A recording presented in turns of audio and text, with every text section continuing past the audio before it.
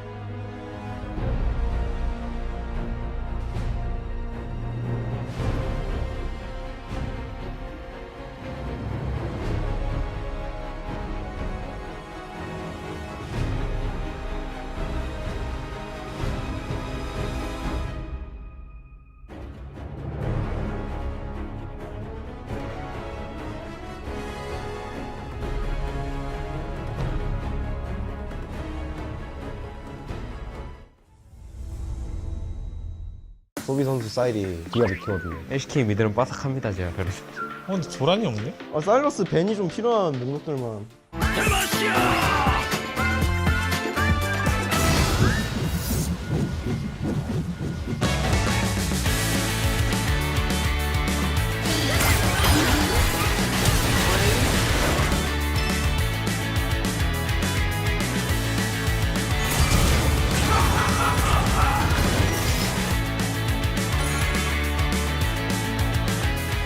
이번에는 LCK 승률 관련된 퀴즈인데요. 저희 LCK 선수 5분을 사진을 준비를 했는데요. 승률이 높은 선수부터 나열을 해주시면 됩니다. LCK 승률만 집계했어요. 국제대회 포함 아니에요. 그래서 LCK 승률이 높을 것 같은 선수부터 나열해주시면 됩니다. 진짜 승률이 높은 선수. 가신 분도 있네요. 어디선가 지켜보고 계실 그분의 얼굴도 보이네요. 짜오 하면은 또 오너 선수 오자룡. 1번 오너 선수. 일단 오너 선수가 1등일 것 같고 오너 선수가 좀 제가 상대할 때도 좀 힘들었던 기억이 있어가지고 듣고 시작하겠습니다. 몇 퍼센트 정도일 것 같으세요? 제 진짜 승률 한 75%? 아 얘를 줘봐라.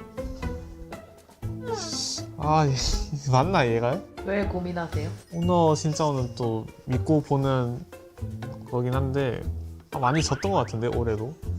그래서 빼야겠다. 케년 선수 다음에 이제 오너. 아주 쟁쟁한데 여기 영준이가 있네요. 그럼 일단 영준이 너는 마지막으로 가라.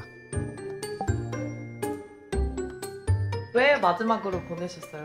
뭐 영준이 짜고 뭐 이기는 걸 많이 못 본 것 같은데 내 같은 팀으로. 일단 영준이는 꼴등 박아놓을게요.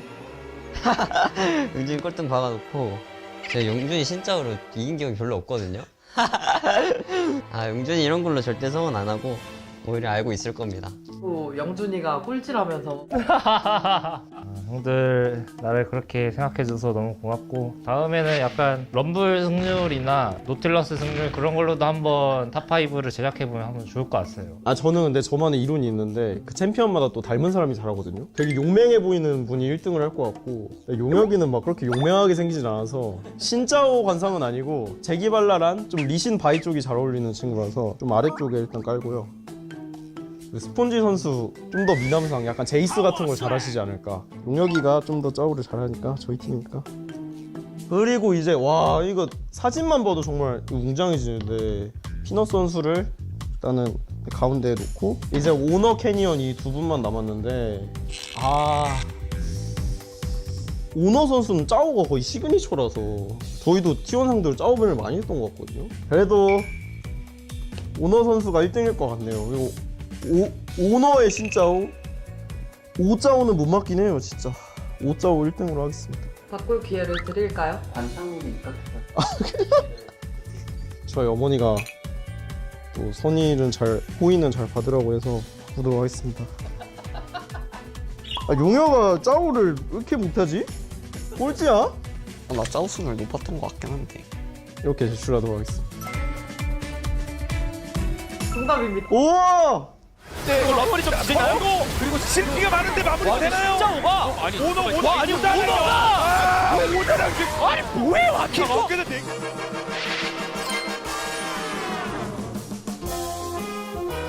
11%. 아 그래요?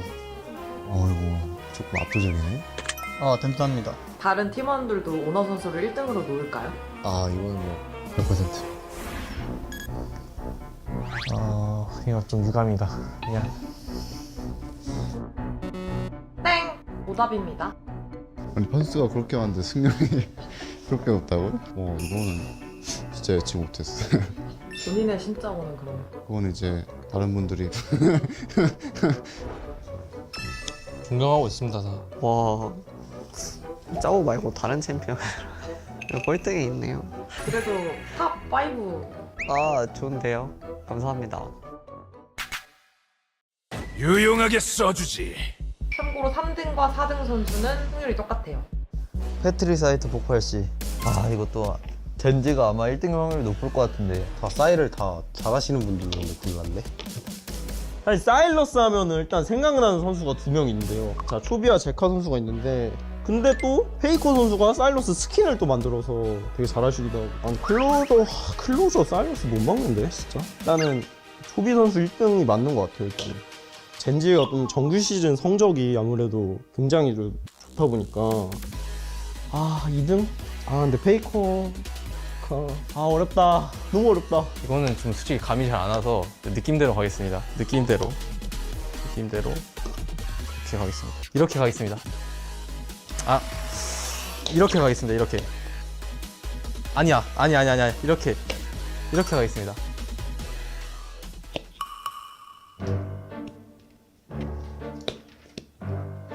있습니다. 초비, 제카, 쇼메이커, 페이커, 클로저 선수로 순서대로 했습니다. 정답입니다. 맞아요? 이렇게 한번. 네. 한 번만 더 바꿀 기회 드릴게요. 저를 낮출게요. 아까 용역을 낮춰서 정답을 받았기 때문에 사일러스는 제카시. 정답입니다. 이야!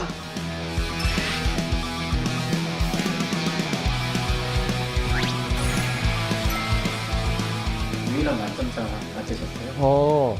뭐 번복을 두 번 하긴 했지만 감사합니다. 네. 또 쇼메이커 선수가 사일러스 엄청 좋아하시잖아요. 저는 정말 좋아하고 제가 조냐 댄스 창시자라서 쇼메이커 사일러스 그 조냐 썼을 때 큐 막 저한테 안 해줬으면 좋겠어요. 어림도 없고요. 신나게 해드릴게요. 같은 이제 팀원이 보기에 초비 선수의 사일러스 뭔가 믿음직할 것 같은. 뭔가 사일러스 하면 바로 떠오르는 장면이 딱 나르고 훔쳐서 강가에서 막 4인공을 했었나? 그게 용어가 기억에 남습니다. 상대로 만나면 제일 무서운 사일러스. 이게 뭔가 근데 이미지 때문에 그런지 모르겠는데 제카 선수 하면 막 사일러스 그런 느낌이 있잖아요. 나 호수는 같은 팀으로 호수가 맨날 저한테 사일러스 강의해줬던 거예요. 기억이 나고요. 그럼 별로 필요 없는데 자꾸 라인전 디테일 알려줘가지고 사일러스 디테일에 대해서 좀 많이 알게 됐고요. 그리고 미니 시각 잘 봐야 된다 생각해서 저는 페이커 선수가 잘 본다고 생각해서 페이커 선수로 하겠습니다. 기억에 남는 플레이. 페이커 선수 롤드컵 때 BLG 상대로 그 사일러스 기억에 남습니다. 걸어야 돼요. 일단 열어주세요. 이거 깔고 아니 이게 영어가 가보자. 네. 이유가 조금만 이 실제로 생긴 것도 비슷하게 생겼겠다. 제카 선수의 사일러스가 체급이 있고 좀 무섭지 않나? 요 놈이 이제 4연솔 킬을 했어요. 제 눈으로 봤어요, 이거는.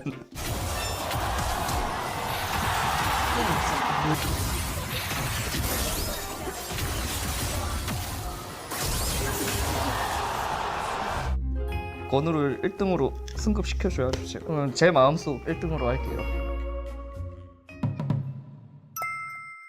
카나비 선수도 또 신짜오 하면 또 빠질 수 없잖아요. 신짜오 잘하긴 하는데 일단 저는 좀 약간 다른 맛 느낌 나서 신짜오가 가라보다 버드라 같은 걸 좋아하는 다른 맛인 것 같습니다. 그러니까 이 중에 이제 또 들어야 되잖아요. 일단 목표는 1등이긴 한데 근데 이제 원호 선수가 워낙 잘하다 보니까 이 정도만 가도 되게 좋은 것 같습니다. 최소한 이 중간까지는 가자. 네. 이들에게 좀 선전포고를 해보시면 어떨까요? 대회에서 이겨보겠습니다.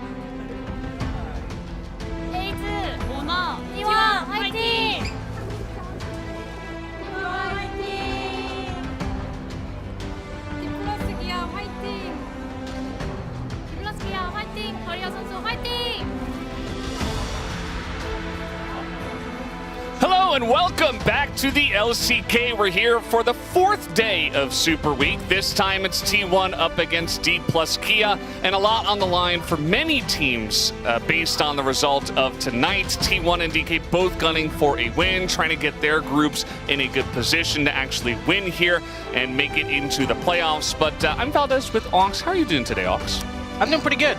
I think we have an exciting match ahead of us. I think there is, based on what we've seen so far, I think T1 do edge ahead in terms of what people expect, but D+ have had pretty good form so far, and I expect there to be a fight.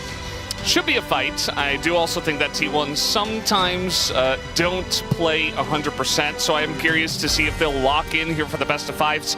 Generally they do, so I would expect them to be the heavy favorites personally, as they have not dropped a series yet, but they have lost 3 games so far, as D+ Kia is at the top of the Elder group for now, but we'll have to wait and see what happens today. That's the thing, if D+ have a bad series score today, they could drop below B&K FearX, and if Group Elder end up being the losing group, you know, they wouldn't go straight through to the playoff stage as a result. T1, on the other hand, because Gen G are undefeated in game score, they really want to win this series. They really want their group to win so that they can go through to the playoff stage as well. So really looking towards that. And you can see that this is a fight for not only the teams, but also the groups. T1 needs to win to give Baron Group a chance.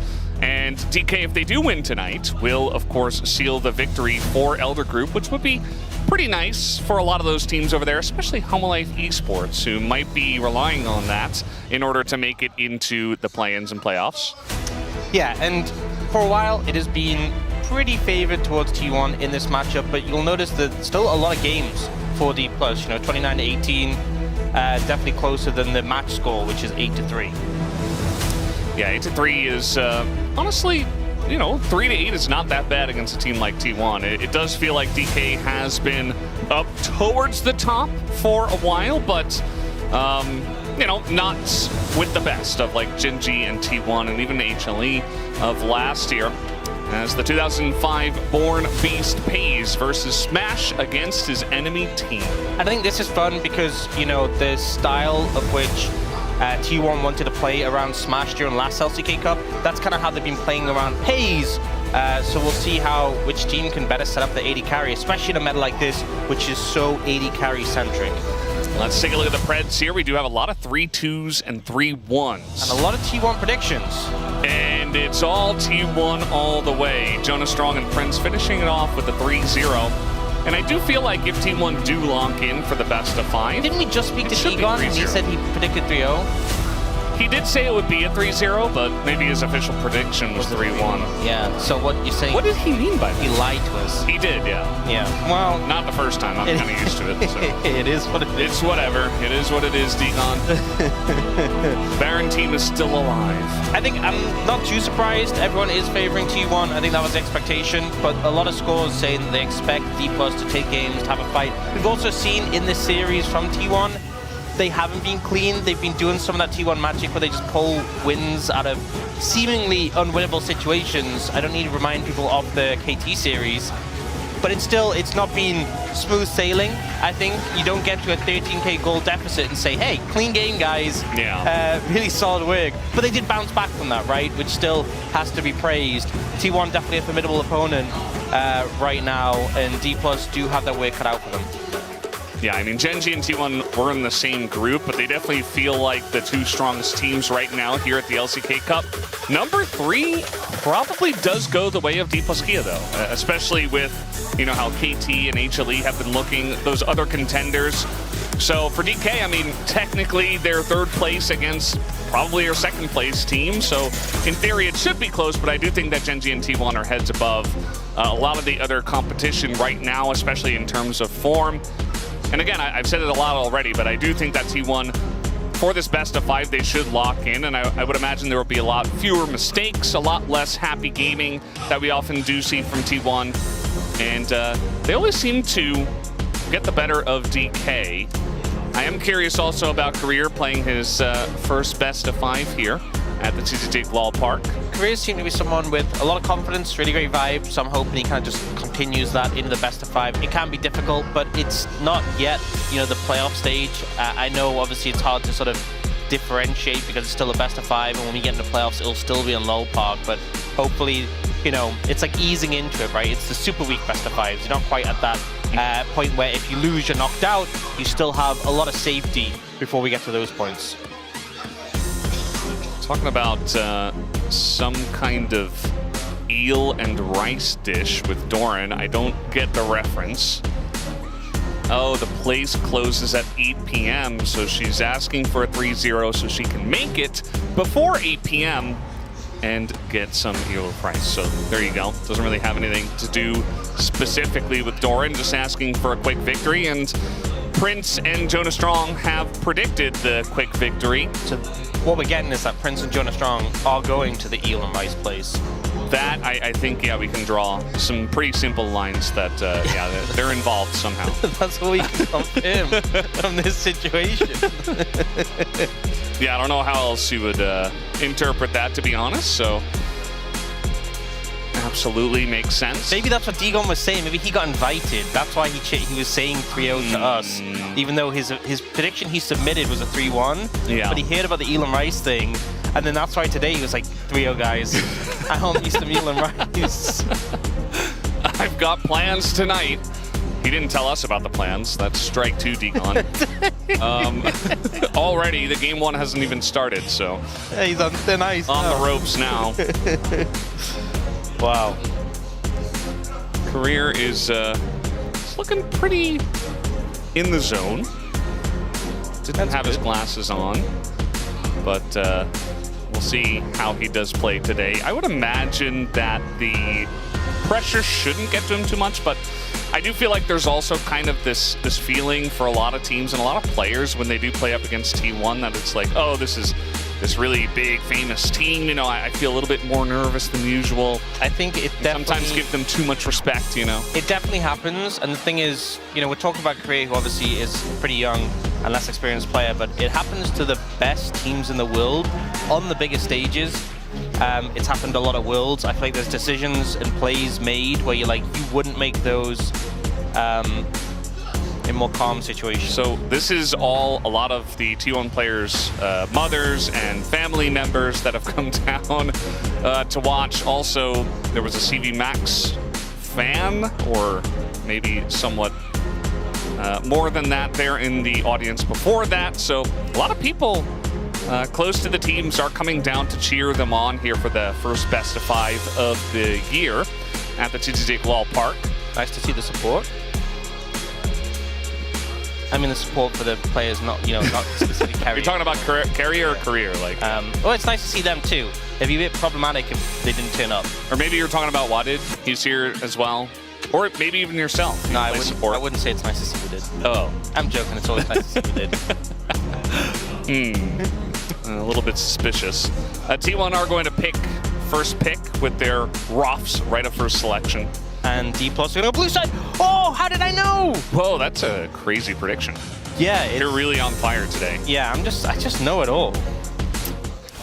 You are a bit of a know-it-all. Let's get into game number 1. Yeah, so we're going to take a look at the draw. I think here. One pick I'm particularly interested in is the Rise, because both Faker and Showmaker have been, I mean, it's really strong, right? But both Faker and Showmaker have been heavily prioritizing it in particular. So I'm interested to see if that does come out and if teams have prepped, if it does come through, specific counters. Because we've seen the Cassiopeia, we've seen the Anivia work to great effect. Obviously T1 having first picked are in a better position. Right now we're just kind of banning the OPs with Malphite, Varus, and Jace getting taken out. The Bard ban, phenomenal from D+. Wow. It can be difficult when you're, especially when you're second pick, to ban Bard, because there's a lot of stuff to ban. Like Rumble is still available here. I think you almost definitely have to ban that one. No, never mind. They're just going to ban Nocturne. So, okay, so Rumble's up. Rumble's open, and there's a lot of mids available. So I don't think you need to take mid here, because there's Azir, there's Orianna, there's Rise. I expect them to lean on the Rumble, but actually they're like, no, out of all those mids, we really, really prioritize the Azir. That's how much emphasis we put on this. We care more about that than getting the Rumble, which is interesting.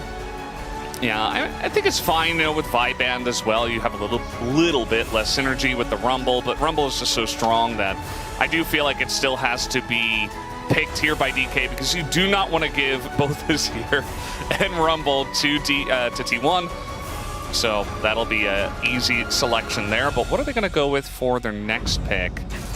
Do they try to get a top jungle, or maybe even something like a Yunara? We've seen it being picked more in game 1, even though there is still a lot of potential lockdown. I think going Ori is the pick that you go if you just don't want to show your hand, because as also when T1 respond on their 2-3, if you haven't picked up your mid laner, D+ are locked into it on their third pick, so they have no flexibility. So I think going Ori here means you have more flexibility on that third pick. You can react a bit more to whatever T1 take, which looks like it's going to be this Ambessa. Now the question to me is, are you going to keep this as a flex, and on that third pick potentially pick an AD carry up, or are you going to just show your hand and take maybe a jungler here to pair up, or a top laner, and have this Ambessa in the jungle?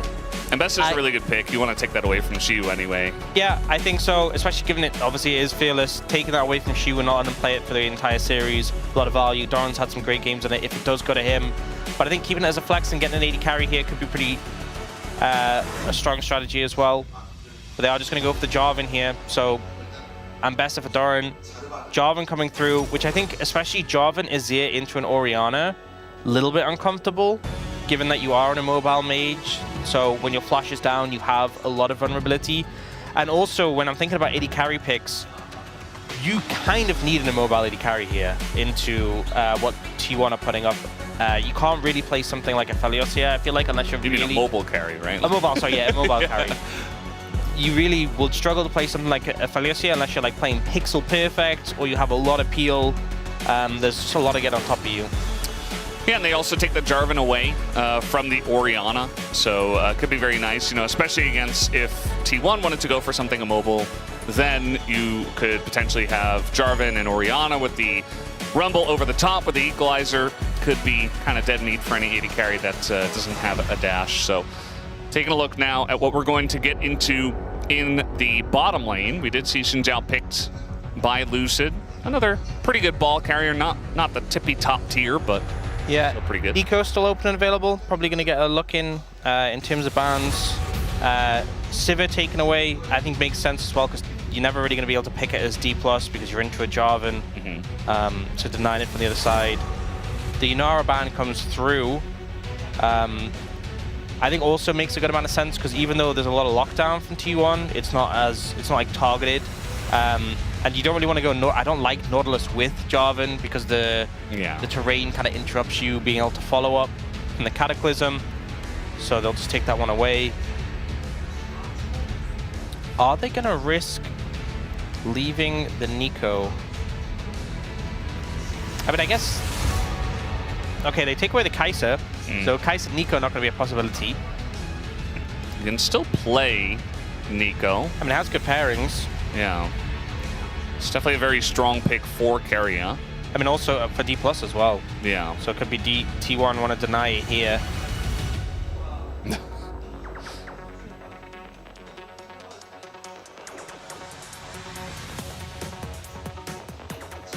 This music is great.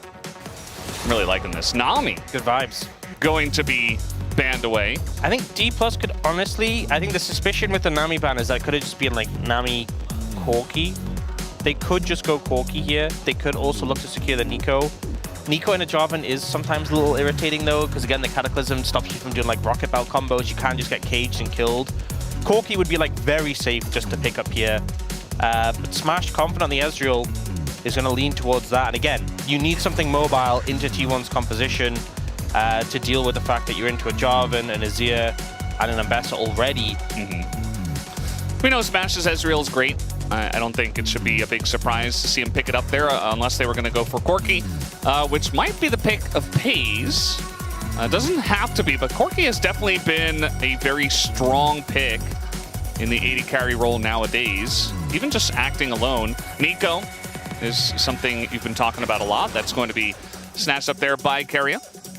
Yeah, there's a risk here that D+ go Ezreal Karma, and Karma can really punish the Nico in lane, but I think Keria definitely a player who's confident to take that matchup. The question is, what are you pairing with the Nico? And they go Jhin. So playing for a bit of lane pressure. Also with the amount of setup your team has already, you can just ult to follow up. D+ will just go the Karma, yeah. Not too much of a surprise. I think what you kind of need into the Nico to really contest the lane. I think if you go melee support, you're just going to get bullied out completely. Also, the fact that you have like the shielding from the Orianna, the shielding for the Karma. Enchanters in general with Xin Zhao, really powerful. One thing is that you are kind of lacking CC with this D+ composition. You know, we talk about Rumble Equalizer, not the greatest setup for it. You're kind of just freeballing it, so... And your engage as well, it's like you've got Shockwave or you've got like Xin Zhao who either directly charges in or like charges up his Q and then flashes on. So it's very easy to see coming. You know exactly what you're going to be looking at, and as you mentioned, there's not a lot of setup for your damage dealers as well. They do have a lot of damage in the comp, but I do wonder if they'll be able to actually layer the damage if everybody's moving around on T1. Yeah, I think for D+ is going to be important getting to an objective first, landing some poke, and then, you know, when T1 come in, they have to kind of like disengage and peel back. and be wary of like approaches from like, you know, a Nico from a flank and stuff like that. I think T1 on the other hand have so many engage options from their composition, so many ways of starting a fight, getting in, and I think their composition as a result is going to feel a lot easier to play. The only thing I'm really concerned about is, you know, the fact they did let the Rumble go over. Doran not going to have the most fun in that top lane matchup, but I'm sure he'll be able to hold his own. Yeah. You know, his Mbessa also very strong, and I do think they have tons of damage in that composition and lots of setup in the team fights for the Mbessa to access the back line and do some damage. So definitely feel like T1's comp, especially from ahead, should be in a very good spot. In terms of the lanes, you know, you've got the Rumble winning against the Mbessa, especially early on. The mid lane can be a little bit difficult before level 6 for the Azir. And Ezreal Karma can certainly put on pressure. So DK, they have lanes that can win and get them ahead.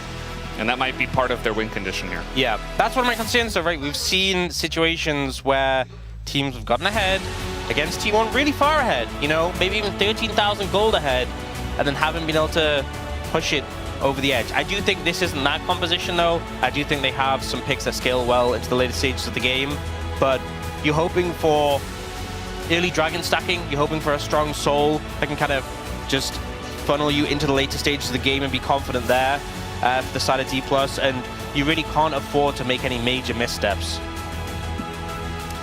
Never-ending story, limitless. It's a very cool picture. It's, I think it's on all of the fan signs that we do have here for T1 at least. When you come into LoL Park, you can choose, you know, which team's fan sign you want, and the D+ Kia looks like they just have the logo on the back. You can kind of see it through the writing there on these fan signs. As you guys might have noticed, we do have a small delay, just trying to get back into the match and hopefully get into this game one. We're gonna learn a decent amount about what this series is going to look like. I say a decent amount because, you know, yesterday we had Nongshim starting 2-0, and we were like, that's not what anyone really expected, it to be so one-sided. And it kind of looked like it was just going to go 3-0, but then finally KT, you know, woke up and did something and made it a 5-game series. But another thing to take into account is that we did change patch, and it wasn't the biggest patch in the world that we went on to, but it's still a new patch, and that does mix things up a little bit for these teams. So I feel like that's an aspect of it, right? You know, T1 and D+, this is the first time they're playing on 26.2, and that extra element has some impact at least. I don't think really when we look at this draft, there's too much that's been impacted by it here, but definitely teams have taken a little bit of time away. And when you think about it, there has been a decent amount of time since both these teams have played, given that we are on the weekend and they haven't played since last week. Yeah. Time to kind of go, okay, new patch, haven't got a lot of time off, a lot of time to scrim, a lot of time to prepare. What are we going on into specifically this one singular opponent we're focused on? It is more like a playoff series compared to playing, you know, the 2 times a week best of 3s that we've had in the earlier stages of the LCK Cup. There are so many Smash fans. They're all kind of like, there's a big group of them right here. That Korean name that you can see, that's his name. And you can even see the one English sign, that's the Smash. Definitely a lot of people jumping on the Smash hype train. Oh, what are we going to get? Doran, POM! All right, that is going to be T1's fortune today. That's what she said. Can't dispute it, you know? Yeah. I actually have one of these underneath the caster desk, and that's how I decide my POM. Whenever you hear me like stalling after the game, it's because I'm trying to reach under, grab it, and spin it. Yeah. And I noticed the wheel didn't have any options for DK winning. Strange. Interesting. Yeah. Maybe she has seen the future as well. Maybe there's someone on the D+ side who has their own wheel. And that's, maybe. Yeah. They should. I mean, otherwise they're kind of getting out-wheeled. Maybe it's not in their wheelhouse. I mean, if you don't have a house for the wheel, then, you know, it's not really much wheeling that you're going to have. Where do you think that fan houses that wheel? I mean, she probably brought the wheelhouse with her, maybe like a little box, Because it looks pretty delicate. No, it looks well made. Don't get me wrong, but it does look delicate. You know, especially if you're getting here by public transport. Public transport is great in Seoul, but like, you know, if you're bumping into people, if it's quite busy, especially on the weekend, you do want somewhere to house that wheel that keeps it safe and secure. So, definitely need to keep that in mind. Just looking at all the different fan signs. From what I can tell, I thought we were close, but perhaps not. Yeah, looks like we have some extra delay. So Faker was apparently giving away dessert because he did win the season opening event. So that was one of the perks for being the champion. Yes, I assume that's the lid from the dessert. Yeah. That's not why we're delayed. Oh, that's not the dessert right there?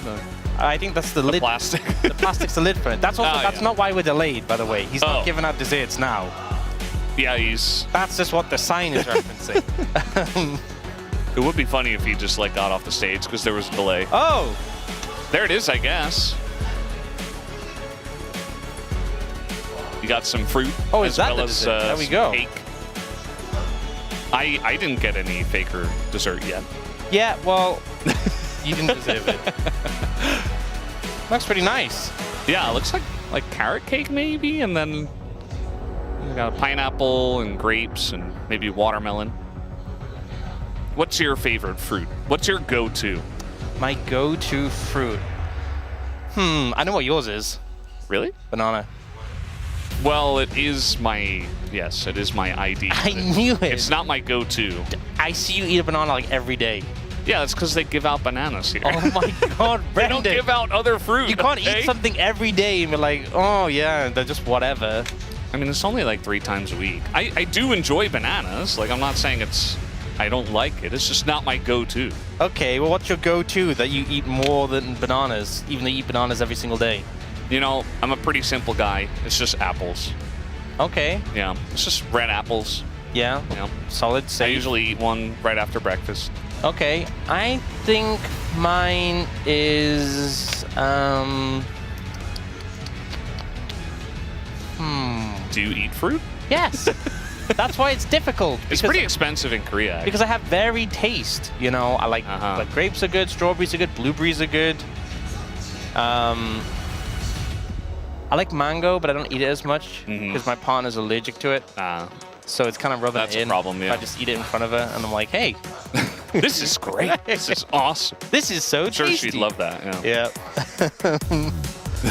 Is that a tomato on that? No, that is a chewy Dubai cookie, which has taken over Korea. It's taken Korea by storm. I tried one. It was very mid for me. But again, it depends on the place you get it from, because every place is made. Like, if you are a bakery, you have those because it has, everybody wants one. They're really expensive as well because the ingredients are very expensive. They're sold out all the time. There's people lining up for them. I'm sure there are places that make it well, but... You'll stick to your banana. What? You'll stick to your banana every day. That's what you prefer. Yeah.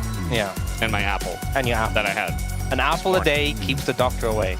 They do say that. I don't know who made that up, but they do say, you know, apples are really good because they have a lot of fiber. Wait, there's more of the chewy cookies. Yeah, there you go. That must be Smash and Showmaker.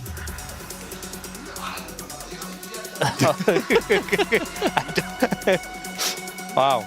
Yeah. I would say you should try it just to see what the hype is about. Oh, okay. Yeah. What do you think? You know, they were fine. Yeah. Again, it didn't really blow my mind. Like, I didn't understand why it was so hyped. Yeah, like, I don't know. It's one of those trend things, right? Yeah. Where people get crazy on the trend. It's really hyped up. But yeah, you know, it wasn't bad. Just not the craziest thing I've had. There's a lot of great signs. Yeah. I'm not a big fan of covering other people's signs with your signs. You know, that's not part of my. You know, Ati, the mascot for T1. Yeah. You see Ona like choking it out. What? There was like a big one. He was like choking. Why is he choking out his own choking it out, mascot? and someone asked Faker screaming about it, and he was like, "No, it's fine. It's okay." Well, Owner, pretty interesting. Okay, guys, we've had a very nice delay, but now we're getting into a very nice game number 1 between D plus Kia and T1.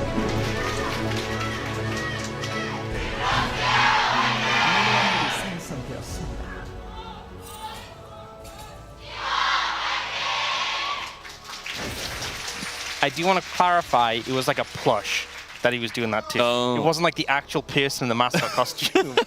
I really need to clear that up. I just thought it was like a picture, you know, like a drawing or something. No, it was like he had a plush on the stream and he was going like this.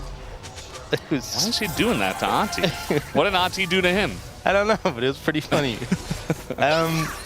Bot lane already pretty hectic. This is a rough matchup for the Nico. So Carry and Pays need to be on their A game to try and out-trade the Karma carrier at the Karma Ezreal, sorry. Because you are just outranged. There's a Mantra Q missing, which is definitely not a good feeling for Korea, but you can see they've already gotten a good amount of poke down. I feel like you're going to struggle in this matchup. Because career and Carrier, in American English, they're pretty distinct. But I feel like for you, they're kind of similar. What do you think? Korea, carrier, yeah. Korea, carry. Oh my god. Yeah. The D plus support. The T1 support. The Nico. The Nico. Yeah. The Karma. Yeah. Yeah, it's already. We have 5 games of this, maybe. Oh man. Potentially. It's okay. I'm a professional. I can do my job. But you are also British, so. Yeah. What does that mean? Not just saying, you know, I don't know. I resent the implication. Faker went for a pretty aggressive trade. See that early on can be a little bit annoying for the Azir, but there's been a lot. Oh, there is a darn roam right now. He got early prio. Isn't this legal? Lane. Like, are you allowed to do this? Okay, Showmaker is just dead. He's so deep in this lane. And now he has to all in on a Faker. Takes a turret shot, and he got the kill! Oh, man! That feels like a big flub from T1, I'm going to be honest. The fact that Showmaker is able to make that into a 1-for-1 is massive. Doran gets the kill, which in terms of gold is good, but he does lose a lot of time in lane, loses some experience and quest progress, right? You get so much passive progress in the top lane, so he's missing out on that. But yeah, Faker opting to hold his flash in that situation. I mean, he might have it for level 6. Maybe they can set something up, but yeah, he could have also just potentially flashed. He's like, what the hell is this? I think maybe it was just in the mindset of like, if I could save my flash and kill him, that's just game, right? I'm assuming that was like the mindset in this situation, but it ends up backfiring. Yeah, Showmaker was, I wouldn't say complaining, but he was questioning thoroughly why the Mbessa was mid, as you would. Owner is going to be spotted, but the trade went heavily in Shu's favor. Yeah, gotta respect the rumble damage, especially as Lucid was on this side of the Oh man! Overthinking it, going for those mantra Qs.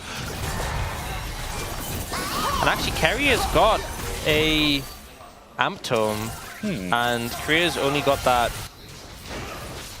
Fairy in a Bottle, we're gonna call it. Yeah. You know, a lot of times glowing mode, that's glowing it, mode, that's it, yes. Wolf always knows that one, but I just call it Fairy in a Bottle anyway. I like Fairy in a Bottle. That's kind of what it looks like. I mean, that's what it is. Generally, supports nowadays will go back and buy a refillable and a ward. What a cloth armor.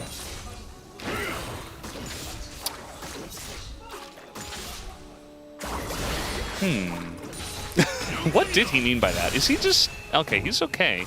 Owner is here. Lucid is... Oh! And now he's going to be forced to flash as Lucid extends that and makes him run. So Flash now banned for Faker. Obviously had that save from earlier. But it does mean that Flash won't be available at level 6 to try and capitalize on Showmaker's lack of summoner. Bot lane, I think Carrier and Pays doing a pretty decent job of mitigating the pressure we saw earlier. typically after the first back, and once you start getting more points in the queue of Karma Ezreal, it can actually get worse. When you get like level 5, the Karma Ezreal gets so much power in the Mystic Shot and the... I can't remember what the queue of Karma's called. I'm just going to call it Karma Q. So it does a lot of damage, but Carrion Pay's been finding some good trades, so holding up pretty solidly. This is a replay, actually. We can see they're still trading, but yeah, they traded flashes, but Doran got away, which actually is a win for the Ambessa. But then he did hit level 6 first and misses ult, so not really able to capitalize that on that just yet. Yeah. Is it in a flame? Is it Q? Karma? Yeah. I mean, everybody just knows it as the big magic missile Q thing. No, it's not magic missile. That's an org. No, I know, but in a flame. It is in a flame. Oh, it is in a flame. Nobody calls it that. Career's so dead.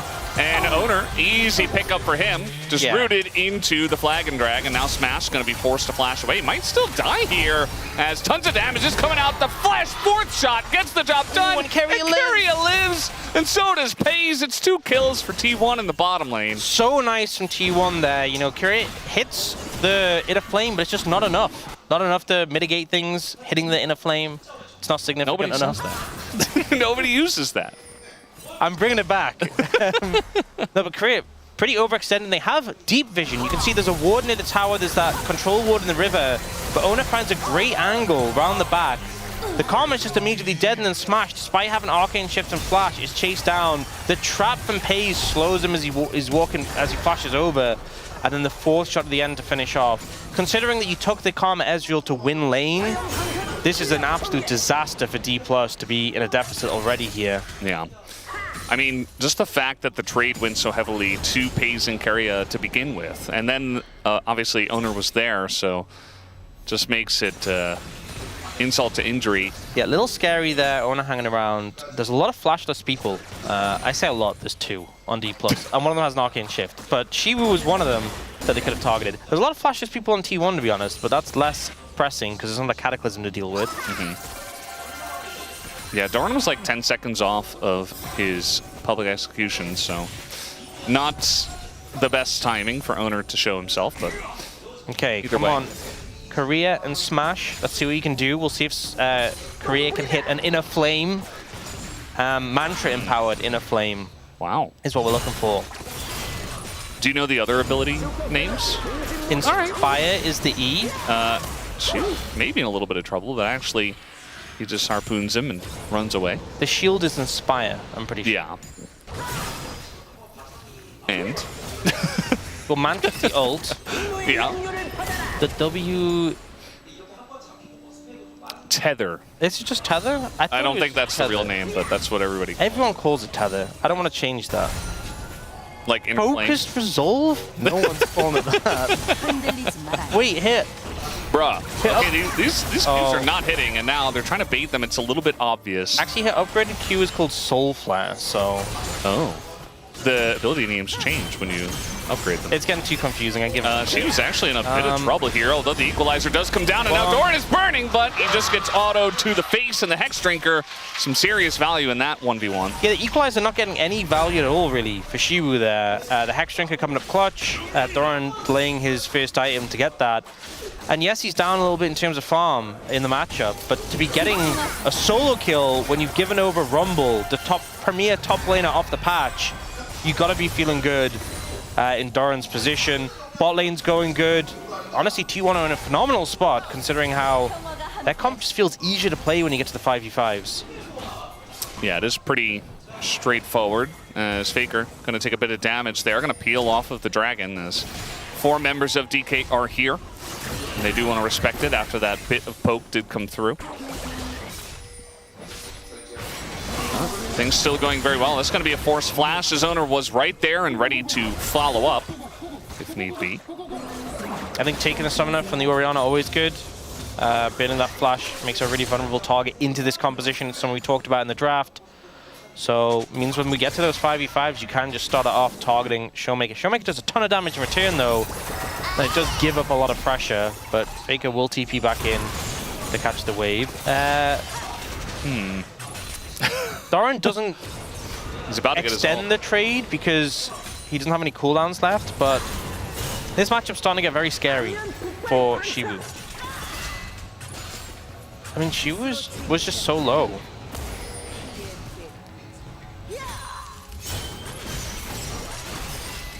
Everything connects, and the equalizer just gets very little value. The shield comes up. It was close, to be fair, but just well played there by Doran. Yeah. Just understanding his kill range. So we do have Lucid pretty far ahead in farm, but owners being very active around the map, trying to find ganks and stuff. But the Void Grubs are going to go the way of D plus Kia. It does look like this first Drake, though, should be traded, so T1 totally fine with this. Getting an early Infernal Drake. The Soul Flare comes over the wall. Not enough to catch it. Oh, they're throwing everything. And owner didn't have smite, so he actually just waited. Yeah. Nicely done. Yeah, a lot of farm for Lucid, but still about even in gold with owner, so not really accruing much in terms of items as an advantage, but he is a level up on the Jarvan. But again, that's not a crazy advantage that you're gonna win a game off as of right now. You see Lucid trying to find an angle here, but there's quite a lot of vision in the vicinity, and those traps set up as well. Yeah, traps keep them safe. Keria is looking at that direction. Looks like the public execution was used by Doran, so Shiu getting pretty low. Equalizer still held on to. This top matchup, if you're already struggling this much, it's not going to get better. Like, Doran's going to get his first completed item, you know, assuming he goes Eclipse, and he's just going to start completely decimating the matchup. So I am worried for Shiu. Also, when he hits level 11 and gets the upgraded... We got the root coming down, and now Career's in a lot of trouble. He's just eating shots to the face, has to flash away.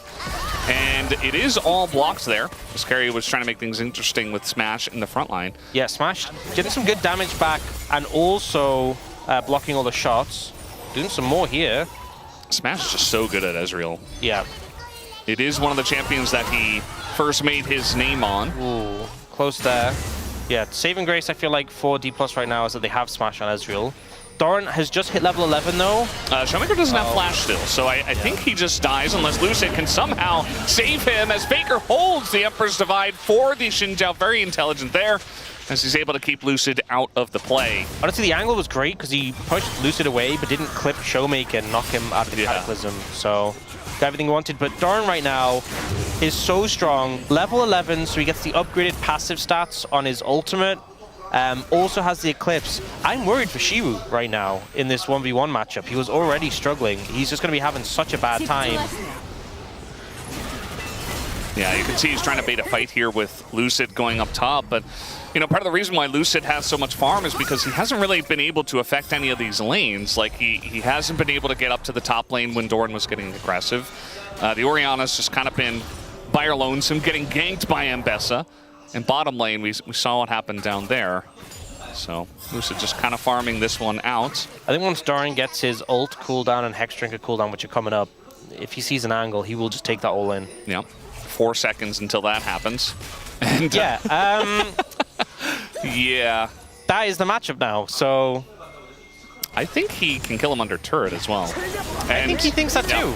There it is. He's still going to go for the trade. I mean, might as well. And I say trade, but he's looking for the kill as the Harpoon does get Doran. And the Equalizer comes down. He's out of cooldowns, and the Equalizer does get him at the end of the day. And Doran oversteps. He was very strong, but now he gives a bit back to Shiu. I think he was just listening to us hype him up a bit too much there and bought into it. Keria trying to go for something cheeky here, but won't dive under the tower to try and kill Shiwu. But yeah, Doran knew he was super strong, but ultimately ended up failing in a lot of things in that play. Ended up missing the ultimate, still trying to commit to the dive, traded flashes and didn't get that last auto, and then the shield came up, unfortunately. So, I mean, he's still strong, but you gave a massive winner to Shiwu, especially because Shiwu hadn't backed and hadn't bought. That was a point where he was particularly weak. But a nice way back in for D+. Yeah, it feels pretty good for them. Although at the same time, it does feel like just a tiny bit of fresh air when you're already struggling for air. And Dorn is going to receive this wave coming in here. Do have the next Drake is going to be Cloud, so we'll be interested to see what kind of soul we get. Still have Ocean and Chemtech on the cards. Yeah, I think we were talking about, I mean, again, D+'s scaling isn't bad. It's just, I think that composition in the later stages, you just don't have the setup you really want. We were talking about them having an early advantage setting up for soul, but they haven't had control of the dragons. So in this situation, that isn't really their current win con. So it is, I think, less important right now as to what the soul ends up being. You see now that Faker is just able to lane against Shiyu as well. And there's no lane he's having fun in. Good, yeah. Faker still has that cloth armor, by the way. I do wonder if he eventually just makes that Sonya's, as Lucid is going to force a flash out of Owner, out of his own Cataclysm. Is Owner perhaps overstepping here, and not perhaps anymore. Down he goes. That's the shutdown given over to Shiyu, who did TP into the fight.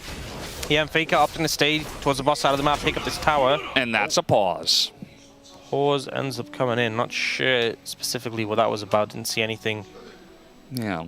Generally, Wolf was the guy that was getting all the pauses and stuff, but today it's Ox. Looks like a smash issue. He still had his drink in his hand, so we know he didn't spill his drink all over the keyboard. Yeah. He also didn't stand up and run towards the back of the stage, so we know that it wasn't a toilet issue. Yeah. Right? So that's no toilet issues this early two in the things game. we've ruled out already. Good investigation work here. Yeah. If you're going to do the toilet issue, do it before the game starts, or if we're like an hour into the game. Or don't do it during the game at all. Ideally, yes. Yeah. But, you know. Major calls. We let some players do it, and then other players are like, hey, I could potentially utilize that as well. Yeah.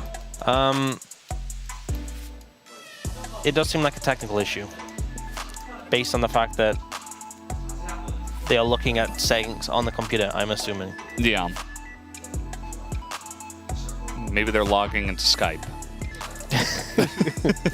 You never know. I mean, we can't see what's happening on the computer. Although, actually, I do have a direct view line to Smash's computer. Smash client issue. Wow. Yeah. Well, we narrowed it down, and we were in the ballpark. Yeah, you know, it's kind of struggling today, but hopefully we can get through it early on here, solve the issues, and get into the action. As we're going to take a look at the replay. And there is a chance that, you know, something happened to Smash where he couldn't join the fight. Let's take a look. I mean, looks to be fine. Fair, see, he went back to mid to pick up the minion, and his team were like, why didn't you come help? And he's like, a client issue. Client issue. The champion's bugged. He can't leave the mid lane. No, but it was a good play for them, so it worked out fine. Not too much of an issue. Are we? Yes. Yes, we are back in the action. Faker's just farming bot lane, picks up the tower in return. An aggressive play by T1 on the top side, if you're not going to commit the members, is just going to backfire. And she went now up in levels against Doran. It really was a major fumble when Doran had such an edge in terms of where he was in the game over Shiwu to have sort of misstepped in that dive. I still think he is stronger. But you can see he's been a lot more cautious now that Leandries has come in from Shiwu and that level advantage. Well, Doran ganked for Faker. So now Faker has to gank for Doran. That's just the way it works. And by gank, they're just going to dive the turret as Shiwu is just going to be CC'd 100-0. Down he goes. Doran is going to take a bit of damage, but a very nice setup there from Faker and Doran. Yeah, ult connects that time. Shiwu, no flash to escape from the public execution. And now Faker picking up another turret on the top side. So T1 just getting gold across the map. They didn't get that Herald, but you know, what do you use the Herald for? Taking towers. So if you're just going to take the towers anyway, I think you're pretty happy.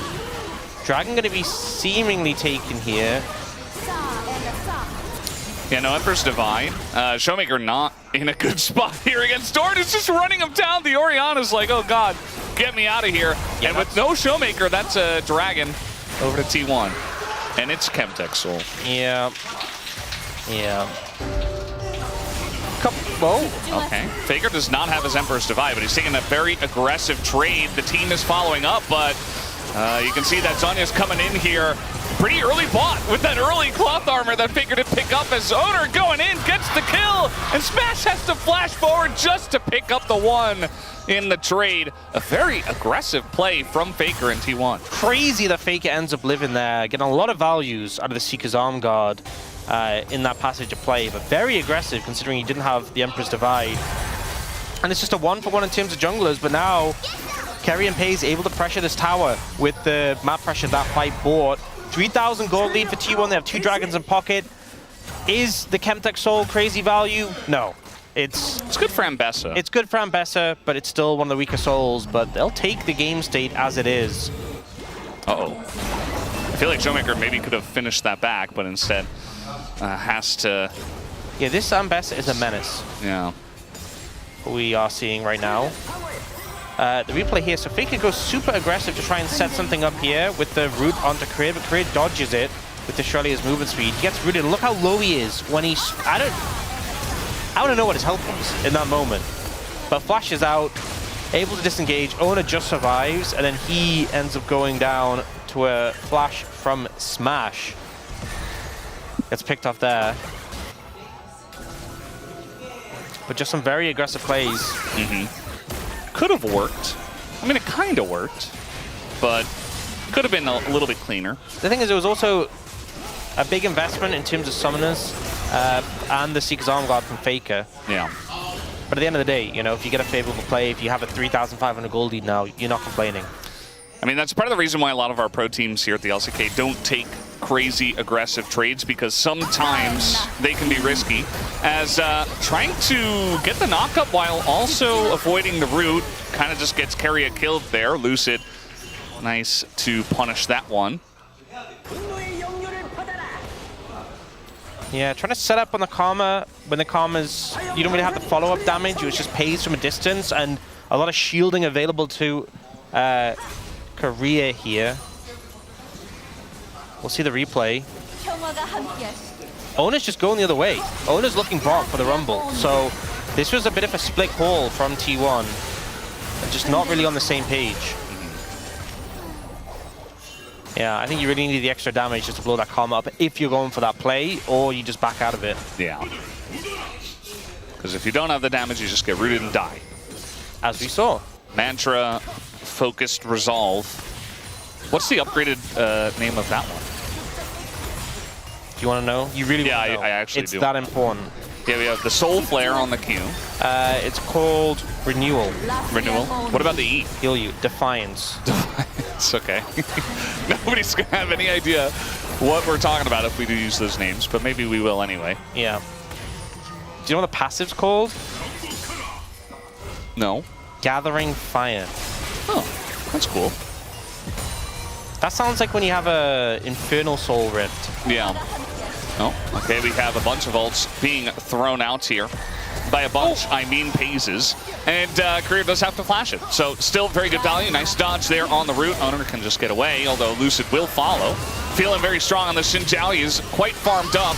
And nearly just takes out Owner. There it is. Smash gonna finish off the kill with one auto right after Owner flashes. Smash is on a big power spike right now with that Triforce, with that Mermana, and he is really putting the hurt down whenever he's given the chance to. Lucid as well. We talked about him being pretty hyper-farmed. Despite the fact Owner's been making an impact, Lucid has been keeping up in terms of gold. And he's trying to make these skirmishes happen. There was a 3,500 gold lead for T1. That's been halved in just the last couple of plays. So here, you know, root comes down, ult opens up, and it gives T1 a lot of confidence to move forward. But most of the damage is on the Karma. The last shot's flashed, but to be honest, the Karma's health is a lot less relevant because she can just sit back and shield people. That's all that really needs to be done. It's the other members moving forward. Lucid is healthy, Smash has enough health, and can just play at max range, landing skill shots. So nicely played there by D+. Dragon in 15 though. I said that the soul itself doesn't have a ton of value, but to be honest, the individual dragons, the healing from them, the tenacity, not bad, right? You have a decent amount of shielding and healing on the side of D+, and the tenacity into, you know, the Nico, the Jhin. Not something you'll complain about. if you can pick some of them up. If you can stack up 4 Chemtech Dragons, it's alright. But for now, it's T1 with more control in the area. Yeah, T1 last time around, they were able to get the Cloud Drake because Showmaker just got pushed out of the bottom lane so early. This time around, he's able to exit the lane. They're trying to go in on the Xin Zhao, who just says, okay, you want to party, let's go. Goes in as a big trade, both the junglers getting pretty low. Yeah, but it's Ona using Cataclysm just on the Xin Zhao, and Lucid held his ult there. Could have burnt it, right, to mitigate a lot of that damage. Said, no, I want it for the fight. I'll hold on to it. And Ona will heal up off the Gromp, but I think lacking that cooldown, you feel a lot better. That being said, Doran just hit level 16. This Ambessa is a raid boss right now. She's at least doing a good job of keeping him at bay. But if somebody gets rooted up and Doran gets access to a backline or really anyone, he is going to tear them apart. So yeah, the amount of just stats you get on that level 16 ultimate is so absurd. TP coming in from Doran. Look at Carrier's angle. He wants to shield, and Carrier's coming on the flank as well. Oh, he's just going to do it by himself. Showmaker in a lot of trouble, and now Carrier here on the flank. Lucid by himself on the Drake. And the flash comes through. They're able to catch Siu as well, as he does drop the equalizer. And now Career helping him out, as well as smash over the wall. But it's still double kill going the way of FaZe, and the Drake going the way of T1. She was getting a ton of value to turn that one around, but it's still T1 with the Dragon. They get the reward they want, and it's a 2-for-2 overall. So, ends up being a closer fight than maybe you initially would have thought with how things started off. But it's still T1 one away from the Soul. And we see the replay. So, Carrier's finding this flank angle as a minion, so you're less visibly obvious, and we see Doran just TPs, instantly goes for Showmaker here. But that does mean that Carrier kind of gets sussed out, has to use everything just to try and close distance, doesn't get smashed. Shiwu turns it around and just melts them. Smash is able to retreat and get some damage down as well. And this Ezreal is consistently being an issue, has picked up the Endless Hunger as well, so insane amounts of ability haste available for this pick. Yeah, and now Shiu's level 16 himself after picking up a bunch of damage in that last fight. You can see the top damage dealt does go the way of Smash and Shiu. Yeah. Who, I mean, he was doing a lot to Doran in the lane, but also we just saw what he's able to do in a team fight. So, a lot of power with these 2 damage dealers, and Showmaker hasn't even really had like a big shockwave. They haven't been able to set that up. It's one of the things we keep on harping about DK's comp, but you know, if he hits a big shockwave and they can actually layer damage, DK absolutely can win a fight in a big way. You see, Mortius picked up there for Doran. Did go Magical Footwear and hasn't upgraded the boots, so he's just like fully invested in completed items here. This Ambessa very scary still, and as we saw in the last fight, a big problem. It's still a gold lead for T1, they're one away from Soul. And it is the Ambessa who's going to benefit mostly from that Soul if they get it, so a scary prospect to deal with. And also Jhin has kind of gotten through that power trough when you go Ghost Blade, Rapid Fire, and you just feel like you're doing not much. Has the IE now, has that crit cloak as well. So you are critting consistently. Presumably going for a pen item next. Yeah, and it feels good to play Jhin into this comp before we get into like Game 3, Game 4 of Fearless, where people are just playing any sort of tank like a Sion or Cassante. Yeah, there's not a lot of tankiness on the side of DK. There's a lot of targets you do good damage to on Jhin. The only thing that's a bit frustrating is playing into Xin Zhao because, you know, if your shots are wasted, you only have 4 of them, and then you have to reload. Yeah. And he can stand in the front and block your ults as well. It's not the best feeling, but it's really just him, so. Still T1 with the map control off the area. And you can see they're not really rushing anything. I have Seeker's Arm Guard picked up for Shiwu now, which is a big item completion. All right, just gonna ult on into Shiu, who does take an immense amount of damage, and guess who's here as well? It's FaZe. Shiu, I think, just dies. He does use that arm guard, and not entirely sure why, to be honest. And they're gonna give that kill over to FaZe. Just trying to buy time, maybe, but the team was not in position to do Baron. Yeah, I think it's one of these things where it's like, oh, what if they do Baron? You know, do I need an arm guard to stall for time? I think that's the theory behind them using it. But from our perspective, it was definitely a wasted arm guard. A roam down from FaZe to pick up that kill, but Doran just saying, yeah, I can target you anytime. This Ambessa continuing to be a thorn in the side of D+. And now they're kind of doing a multi-pronged approach. Doran's TP is about to come up, and Smash is bot. Well, they don't have Smash. It is going to take a little while to take this Baron down, and that's really the hope here, as Lucid is the target. They're just going to turn onto him. And we'll see if they have enough damage within that, as Payne's holding on to his shots for quite a while. And this type of Baron does do quite a lot of damage, as in goes Faker, trying to trade on the career, gets Lucid, and immediately goes golden. And Lucid eventually will go down. Showmaker desperately trying to do something, but is incredibly low, and that's just going to leave Smash out to dry as he gets shot down by the Jhin. Showmaker also gets baited into it. Xiu respawns, TPs, and it's already over. Although, I say that. Doran backing on a ward, equalizer's down, but I mean, keeping them low, but that's about it. Yeah, we have Soul in 15, and the respawn timers are a lot better for D+. So we see Xiu trying to chase them out to buy time. This is really rough because Smash is so far away and he's so much of D+'s power, but the Baron is shredding them, doing so much damage. Look how low Ona starts to get. He goes in onto the Zhao, but it's just getting shredded. And with the redemption damage as well from Korea, they're like, right, you actually have to disengage. We can't do this. Faker goes in super aggressive, but it's a bait. Catches out the opposing jungler, uses that Zhonya's to buy time, flash as well. Showmaker goes in for the kill. That just means he's so low on HP that he'll eventually go down too. It's a very scrappy fight, but now back on the map, we have D+ approaching slowly. Faker has a crazy angle again. Career, where'd he go? He's dead.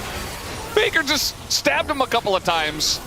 Some soldiers, and that's going to be the end of that. Although Doran does go in, and essentially a zoning ultimate just to push them off of this Drake. This will be Chemtech Soul over to T1 as they continue to dominate this game 1.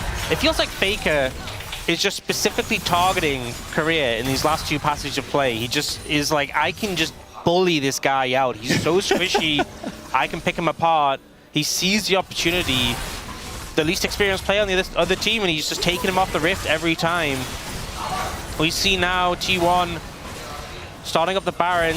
D+ trying to approach. All right, they use that combo, but Carrier's got this angle on the right side, and that's going to be the end of Showmaker. Lucid not long for the world either, as the one-man Emperor's Divide does catch Xiu.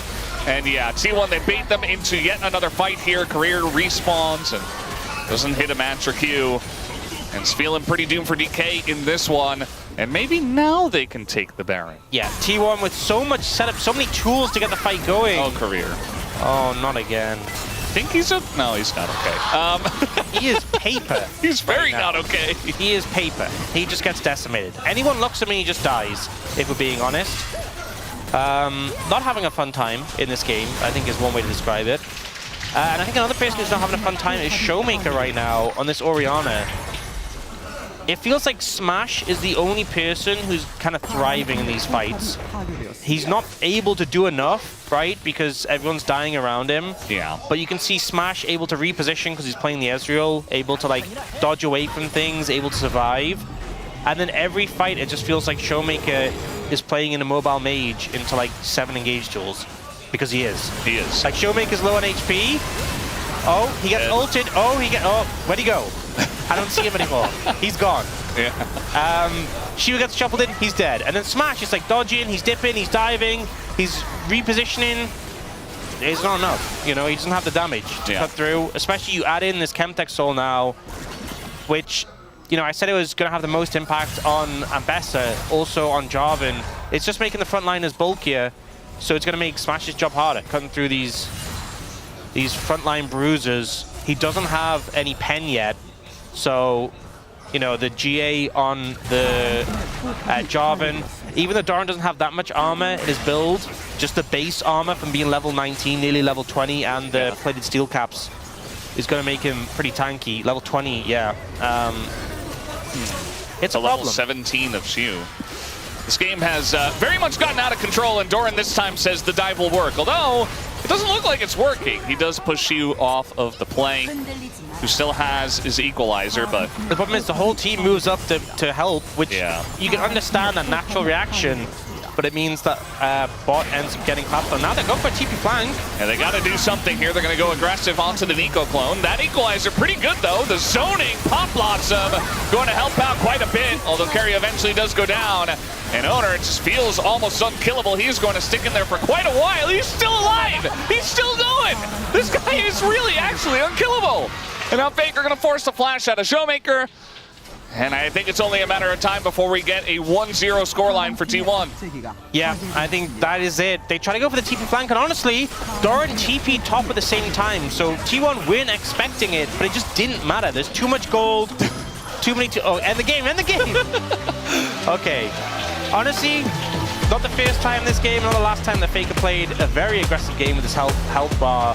But T1 kind of just building up the momentum and rolling over D+ in that one. There were some good fights, but it just felt like the engaged tools they had made it very uncomfortable for Korea and Showmaker in particular to survive on these immobile picks.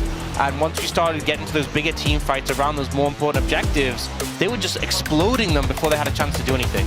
Yeah, it's like a lot of clips I see on Twitter nowadays of people complaining that they don't even get to play the game because they die so quickly. Except this was in the LCK. They just did it to some of the best players. Wow, that's some in the league. That's some Ambessa damage. Yeah. Well, Doran certainly didn't hold back. I feel like if there was a target, he was always feeling strong and willing to get in there. This feels rough because Ambessa is one of Shu's best champions. Yep. He took it, so you don't have it for the rest of the series. Didn't popped off also on play it? He popped off on it, and you had Rumble, who's one of the premier top laners on the patch. So, you know, a big statement game from Doran for game one. Yeah, the Fearless draft Bucks. Using a lot of them in this one, and T1 will see the benefit of it. Up 1-0 in the series. We'll be right back.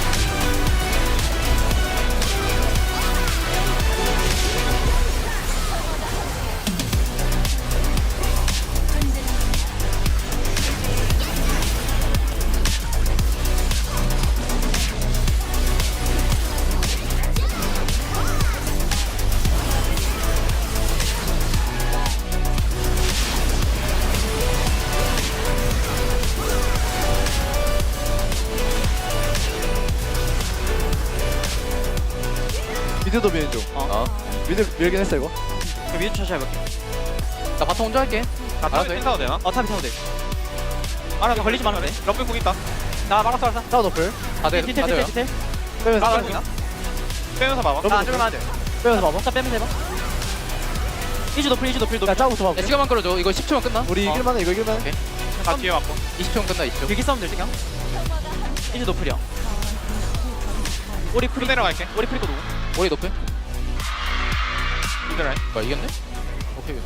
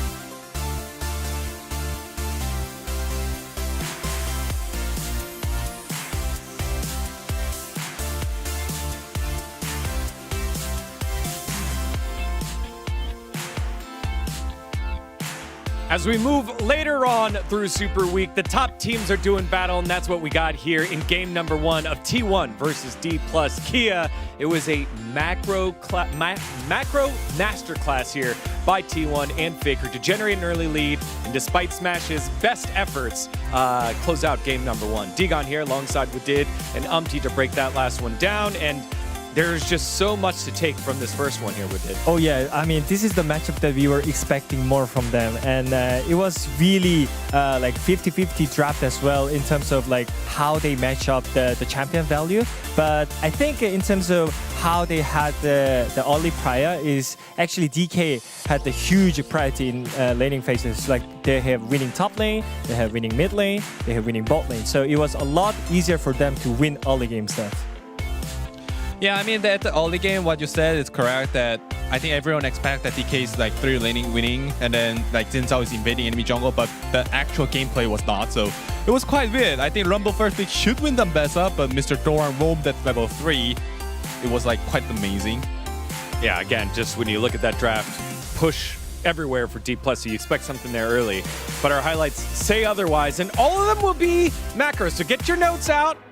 And take note here as we listen to Wadid and Umti break this one down. So yeah, from bot lane perspective, I feel so safe right now to play Azure Karma aggressive in lane. You have the control ward in the river, you have your jungler around, but one path is missing here. And you can explain what is happening here. So the mid side and Tribush is coming out. There is a Mr. J4 is hiding, which is with the mid prio. I think the DK bot thought that Xin Zhao just cleared every vision. So J4, there's no pass that they're gonna come.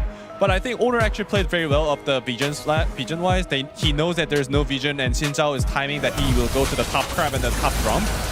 And then now Terra thought, oh my god, he was actually waiting here? Yeah, this was free. And like, I would say, I think whenever you're playing Azure Karma, you have to play perfect. You have the responsibility of like just playing it out perfectly. But I think if this happens, there's no point to draft like this. Yeah. I mean, I think the offense level of DK is really good, but I think their defense level was quite low. I don't know it's gonna be continued to set 2, but they should change about it. Yeah, again, just a tough start there for the bot side. On the top side, wasn't that much better, and that was the first bit of action that we had as Doran did roam down to the mid lane and got the kill, but gave up so much pressure here to start. This is so crazy that we picked the Rumble. Anyway, the Rumble lost the early prior to Ambessa, that's fine, and then he just roams here. And then just like Orianna have to come forward and a kill trade. This is already sad. Yeah, and also like after that level 3 roam, I think he should lose the lane after that. But what happens next is that he's gonna get solo killed. Who picked the Rumble first? And I think this is so critical. Like in terms of you drafted around the top lane, but it's not working. So like he's even roaming through the mid lane. So like everything that they had for the early game plan was kind of cracked. Yeah, and even after that, Doran did try to go for the solo kill under tower, died, and then Faker came and then got another kill on the Shoes, so then Shoes out of the game. So, okay, your top lane is now behind, your bot lane's now behind, you get a good team fight here in highlight number 3, but Faker, the all-knower, knows exactly how to extract value out of this one. Talk us through this, guys. Yeah, I mean, last time I already mentioned that I always learn the game from Faker's gameplay. And I think this is the reason why he's called as textbook of the macro. Like, he knows that the team fight is already lost, so that's why he's taking extra tempo on the bot lane. He got the TP, so he got the next wave as well, so he has so much tempo on enemy team. So what he can do next is like, you can just do whatever, but instead of just going bot lane again or going mid lane again, you just shadow your top lane and just help Doran to play aggressive on the top lane. And I think that gives a lot of window for your top lane as well. Yeah, I mean, there was so many evidence, like Rumble is no flash, and both Ambessa and Azir has TP. Even though they try to plant to Dragon, they can block it, they can block bot turret. And then like, Azir just killed here like for 100% because Rumble is no flash, right? And then they give Azir's like turret plate for like 8 turret plates here. Like bot to top, and then they get extra gold. Their gold gap was like just 1.6k, now it's 3k. Yeah, and not only Faker, to complete this macro, Doran had the TP as well, so he transit to bot lane, so they don't miss anything. They got bot turret, they got the top turret, they got the kill, they defend the bot turret as well, so this is just complete of the macro. That's why you don't need a coach voice for T1. Yeah. Reach. And again, this was off of the tails of the first real team fight win for D plus Kia. They got the kill, they got the Herald, and they're thinking, okay, that's pretty good. But the amount of resources that was required to get that done, plus T1 saying, okay, we'll just play around the map, just showed how they're able to extract value without needing to get the fight. And then from there on in, all the fights were kind of close for D+. Smash was still doing a good job, but again, that extra 3,000 gold lead to start off of those plays led to the early deficit. Umpty, who's someone here for D+ that you want to see play a little bit better? Little bit better? Yeah. I would say it's a Siu because because I think Siu actually played at the laning pace like not well, like I would say, but he's like team fight level or like well coming back was actually really good. So I think he can solve the laning problem like really like fast. Right now, I think he's a good player. Let's see game time 2. It is a best of 5 here as D plus Kia can have the opportunity to bounce back, but T1 in such great form, going to be tough here. Let's send it back on over to the casters for game number 2. Thank you, Spacers, for that great breakdown. Love all the macro movements from the side of T1 that you guys were able to highlight. They certainly don't need Coach Voice because they've got a very qualified guy in the mid lane who's probably better than a lot of coaches at being able to spot moments within the games and take advantage of them. So shout out to Faker as always. And T1 looking strong here in this first game. They were able to really flip expectations on the laning phase and then just able to win the game from there. I do just want to see them do that 2 more times so they can convince me that they're not going to mess around in these best of 5s. I think really the top side of the map shone quite a bit. You know, Ono with that great gank angle, he was able to find Doran with some really solid later moments, and then Faker, the aggression in the fight, just punishing D+ when they didn't expect him to be so far forward, and also just really dictating the pace of the mid game with picking up those towers and those plates to set them ahead. T1 here to play, I think, has very quickly been established. We do have D+ picking second pick in this situation, which can be a little bit risky here because, you know, we've seen the Ori on a Azir trade. Ryze is still open and available. And I feel like T1 are probably going to try and get their hands on that one. Yeah. And so it puts a lot of emphasis on D+ to do a heavy amount of banning. That being said, T1 are still happy to ban out the Malphite here. Yeah, I think the Malphite needs to have a look at, if you want to play Unara, you probably have to take Vi away. If you do want to play Ryze, just go ahead and pick that. The enemy team will pick Talia and you'll win anyway. I honestly feel like T1 are kind of, you know, they're banning Malphite, Varus on first pick, which has given a lot of favors over to D+. Here, you know, last time, you know, there was Nocturne, there was Vi banned. I feel like I'd be just taking away the Ryze in the situation. I feel like if you give Ryze to Faker here, unless you have something specifically planned for it, you're putting yourself in a really scary position where you might go down 0-2. So I would probably just take that one off the cards. They're going to go for the Aphelios instead. Are T1 going to first pick it? Are they going to go in a different direction? We'll see. Yep, just gotta wait and see. There's the Vi. They prioritize the Vi instead, even over the Ryze. I mean, Vi is definitely one of Owner's best, and it's again, it kind of makes you not want to play Unara, which is available again. Yeah, does put a lot of pressure on that. And for D+, Lucid considering what he's specifically going to play. You know, Pantheon's still available, Wukong's still available. There's still a decent jungle pool. And he's just going to go the Wukong here. Yeah, I think that's fine. We'll have to see what it is paired with, as Corki does get picked up early. Definitely a good choice. Yeah, safe 80 carry when you are playing into the Vi in this situation. So, you know, the Vi does dive in, you can Valkyrie backwards, peel back, create a bit of space, have that sort of element of safety. But it does just mean that Faker's going to get the Rise, which, I don't know. I feel like you could have gone like Rise Corki in this situation. Yeah. Maybe they're scared of like Faker going Cassiopeia, Faker going Anivia, but for both of these mid laners, they both played a ton of Rise, right? Showmaker and Faker both played 4 games of Rise as the most played. The pick's extremely strong. Unless Showmaker has something specifically prepped, which it looks like he's going to go for the Anivia. So he's like, I'm happy for you to have the Rise because I am confident in the Anivia. We've seen it before into the Rise. We'll see if he can execute and make it work into it, because this is a big gambit giving Faker the Rise, which he's been so confident, so proficient on. Yeah. I'll have to see them make it work.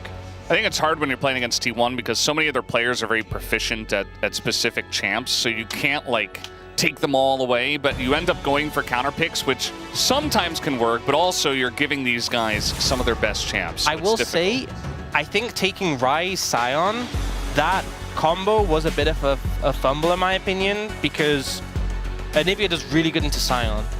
So if you're taking the Rise, which the expectation is you might end up going into the Anivia, also taking the Sion, I think was a mistake, because obviously when he ults in, you're going to slam the wall down, right? Yeah. And also it's very hard for the Sion to teamfight into an Anivia specifically.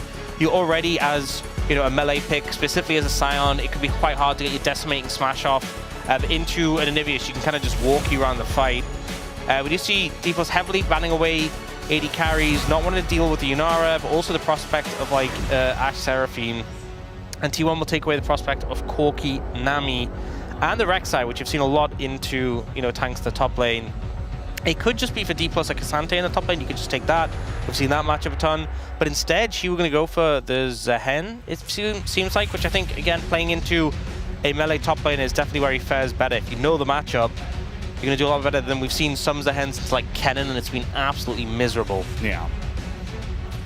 So down to the end of the timer, but it does get locked in. The Zehen for the top lane. And just waiting on Career's pick down there, but we're going to see the bottom lane of T1 first. So what do you pair with this? Definitely need more damage. Can't just be the Rise. You also need a good amount of range. I think ultimately if you're playing something that's super short range, you're just going to have a bad time in this composition. Kai'Sa's okay, because even though like she's short range in terms of auto attacks, her W is something she can play with at longer range, and her ult allows her to kind of circumvent situations. Nautilus though, I would not want to play Nautilus into Anivia. We've seen that before, it's not a fun time. This might just be a Fearless draft thing where they want to play Yunara game 3. Like they want to just prioritize it and they just take both Vi and Nautilus away. Otherwise, I do definitely agree. I feel like T1 are kind of playing on hard mode in this game, if I'm being honest. Yeah. I think they've definitely got their work cut out for them with this draft. But you benefit if you win. As long as you get Yunara in the draft. Generally, in League of Legends, you do benefit if you win. No, I'm saying like that's in the future, you know what, Brendan? Games. That's why we pay you the big bucks. That's That's why I'm the Valdanalyst. That's why you're the Valdanalyst. What am I saying? Valdanalyst. It's going to be an Alistair coming in, which I think is fine, into the Nautilus, but also does make things even more difficult for this front line of T1. I think this is a hard game for T1, if I'm going to be honest. I think they don't have any super favorable lane matchups. I think the Anivia, you know, you see her, she's picked early on, right? And yes, she's good into the Rise, she's good into Sion. She can give Vi difficult time, even though Vi can obviously try and ult to get on top of her and hopefully have follow-up. But now, with how the draft has panned out, I think she's kind of just in a phenomenal spot. Maybe they said, there's only one wall. So that one wall can't block all of us. Yeah. Yeah. Yeah, I don't know. We'll see. Again, you know, we've seen games where there's drafts which we don't favor and they've won. It's not an unwinnable game, but I think they've definitely put it on hard mode. And I think D+, they're in a situation where, you know, they've got great tools. So a bounce back from game 1, definitely possible. But that being said, if you have a draft like this and you lose game 2 as D+, I don't see how you recover from this position. You have all the tools you need. This should be an equalization of the series based on the drafts. Well, we'll see if they can do it in game number 2.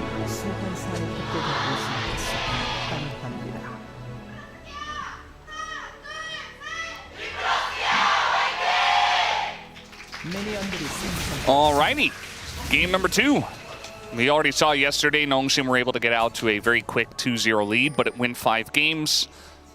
T1, I feel like if they can win this game, it's probably not going 5 games. I thought for sure yesterday was going to be a 3-0 with how slow KT came out and how good Nongshim were looking, but I feel like T1 and DK are on the next step up and should be cleaner in general with some of their leads. So expecting more out of T1 if they do end up getting to that 2-0 position. But as you mentioned, I mean, this could be the big moment for DK. Pretty exciting to see if they could tie it up. Like I said, I think they got the tools for it. Just comes down to how they play. See if they can pull it off.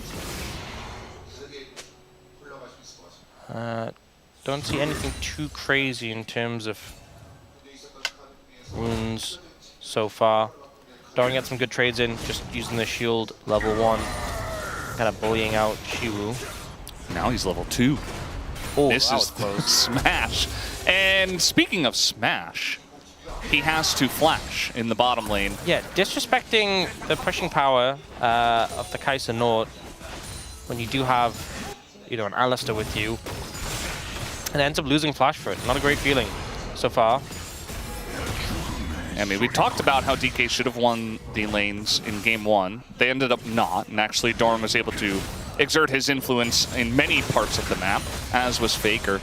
I do worry for DK if, once again, they're not going to be able to fight in this laning phase and just kind of fall behind naturally. But so far, that's... If that happens, it would be pretty bad, in all honesty. Especially top lane is not looking good right now. Yeah, I don't know what's up with Shiu. I mean, generally Shiu is a very strong laner. To be fair as well, very good in these positions. Sion is one of those champions who just is kind of obnoxious to play against. Doran's going to try and go for a ward here. Oh, senses something. It looked like he was going for the tri-brush to ward, and then he just like sensed something. I was like, no, I don't need a ward there. Knew the timing. Yeah. So has himself covered now, and should just be able to continue to exert pressure in the lane. Yeah, just knows that Lucid's getting the Scuttle Crab, and he wants to play a little bit slower this time. And that's just fine. Another hook is going to come down, but that one is onto Career, who now is just standing right in front of Flash, or Smash, who did flash. Smash doesn't have flash, so that's why he's standing in front of him. There you go. There you go. And they're playing so defensive at complete max range in this situation. I do feel like the all-in of the Kai'Sa Nord very threatening. He did just kind of walk up there, and Kerry was very suspicious of it. There's wards in the brush. You can see Lucid's in the vicinity, but there's so many wards. And there's one in the tri-brush, there's one in the lane brush, so there's just no way for him to get in without being spotted. And there's one in the jungle as well. Yeah. Like on his ground. Full information. They know exactly where he is, and if he was going to come in, they would have spotted him too. Yeah, the timing of it as well, like he just backed off of the scuttle in the top side of the map as these trades are getting a bit iffy for DK. Boss bomb misses as well. And you know, Kai'Sa, generally we're pretty big fans, but we're not fans of a laning phase. But if you get a laning phase like this, that's just kind of free, you're running to the bank. The thing is as well with Kai'Sa is like, you know, there's lanes which she's uncomfortable into because they can just poke her out. But a lane like this, you know, if Corki's not exerting pressure onto you, and it's all about like the more all-in trades, right? Like the tanks go in, apply their CC, you put your damage down. Kai'Sa has a lot of follow-up damage once, you know, proccing a passive, landing a W. And in the all-in, Corki can't really keep up. Doesn't have nearly as much sustained damage, so I think right now, D+ just on the back foot in the bot lane. Showmaker has level 6. We got both supports here. Faker is going to flash out of that one as Keria just goes for an aggressive trade onto Career afterwards, but still a win for the side of DK, forcing Faker to flash. Yeah, the fact they have that already, Lucid not too far away from his ult as well, so potentially could capitalize on that after. And also, it's so easy to set up. If Ryze is walking forward, Showmaker can just set it up by himself with the wall, as he kind of did there. T1 are going to pick up this dragon here. Early Ocean, nice for laning, to be fair, and it doesn't mean it's not an Ocean Soul. Yeah, we do get Infernal next, though, so we'll see what ends up being the soul in this one. And Chu's not very much enjoying himself, but I don't think there's too much kill pressure as he's going to be the one actually going in. And now Doran maybe overstepping here, a bit out of mana as well. And just trying to walk this one off, saying you don't quite have the damage. And he even gets the plant, which it's kind of rare that that plant denies action, but I digress. As Faker's just dead. First blood goes over to Lucid, and they punish Faker for not having his flash. There's the setup, you know, coming in, flash down, really easy to find it. We saw Shu on the top side was using his ult to stack his passive so that he could continue the trade. He's gone Cole, so definitely looking to farm up. But Doran's execution is making it a little uncomfortable. It was close to that, but yeah, the mana cost kind of holding him back from going further. But I think ultimately, the fact that Showmaker already has a 20 CS lead and that assist coming in, this matchup going as you'd hope when you locked in the Innovate into the Ryze. Very easy, very simple, very straightforward. Ryze is immobile. When he doesn't get phase rush, you can see Faker trying to proc it there, trying to go for a trade, but if Lucid is ever there, you're just dead, standing on top of the Innovia ult. See a decent trade back there from the D+ bot lane. Do have Faker coming down though. Yeah, Realm Warp coming in. They do have flash this time though, but Career, I don't think he's gonna even bother to use it, although he does get the headbutt down. He's still not going to end up using it as they give the kill over to Pays, who's off to the races on this Kai'Sa. Yep, getting a kill there. Definitely massive for the Kai'Sa in terms of snowballing. Was already having a great time in lane, so Faker find an opportunity to roam. And definitely what you want to be doing on this Ryze when your lane is going a little bit rough. Also picking up the Boots of Swiftness, which does have the upgraded boots have like a crazy amount of slow resist. So base is 25%, upgraded is 40%. So I think the goal is just when Showmaker puts down the ultimate, the Glacial Storm, you just kind of run out of it. Doesn't mean he doesn't have the Merc Treads, right? With the magic damage shield. But to be honest, if you get stunned anyway, you're taking the big E regardless. Yeah. And also it's, you know, in terms of magic damage, it's mostly just Showmaker. Yeah. Also the phase rush gives slow resist as well. So with them together, you can just kind of go Synergy. full speed. Yeah. Full speed, just leave it. Just leave the Blizzard. Yeah, we talk about the walk strategy, but in this case, it's actually the run strategy. The run strategy. You hear the Blizzard alert, and you're like, you know what? I'm going to respect that. I'm going to get to a safe distance and take shelter. That's what Faker's trying to do in this game. That is what you're supposed to do. Yeah. So, glad Faker's being a good influence once again. It's a regular thing he does. We've had one kill apiece. And now they're trying to, I guess, punish Showmaker, but pretty difficult to do so. Yeah, especially when you're trying to have a Nautilus lead the charge against an Inivia. Yeah. Well, eventually, the wall will not be long enough as they do go in. This should be Ignivia, as there it is, and Showmaker is totally fine. Owner, on the other hand, uses his flash and also dies. Yeah, I'm not sure what the game plan was there. Because Showmaker used his wall, right, and obviously Keria had the angle and could land the grab, and did. And again, you know, that's fine. But then Owner going in, it's like, you know Wukong's there because he was just taking the grubs.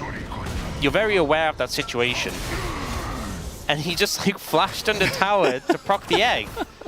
Trying to make an omelet, I assume. Yeah. But struggling a little bit. So here, like, you know, the wall is so small at this point He gets around it. But it's like, you know Lucid's on this side of the map. You know he's nearby. And especially with the minion wave coming, even if he's not, it would take so long. Like, Owner wouldn't have died, but I don't think you can kill Showmaker through the egg. You wouldn't be able to just sit in the tower and hit it. And Faker, his Qs would be blocked by the wave. So bit of a crazy play. Yeah. Bit of a crazy play. And that's a second kill for Lucid, who already has that Triforce completed. Yeah, the T1 circus, as a lot of our Korean fans like to refer to them. Showing off some of their stuff here, some entertainment in the early game. And yeah, well, you know, now Showmaker doesn't have his egg. So on the follow-up... Does have his flash, though. Well, maybe they can get that next time. And then his egg will be back up. Yep. And then the time after that? His flash will be back up. Time after that?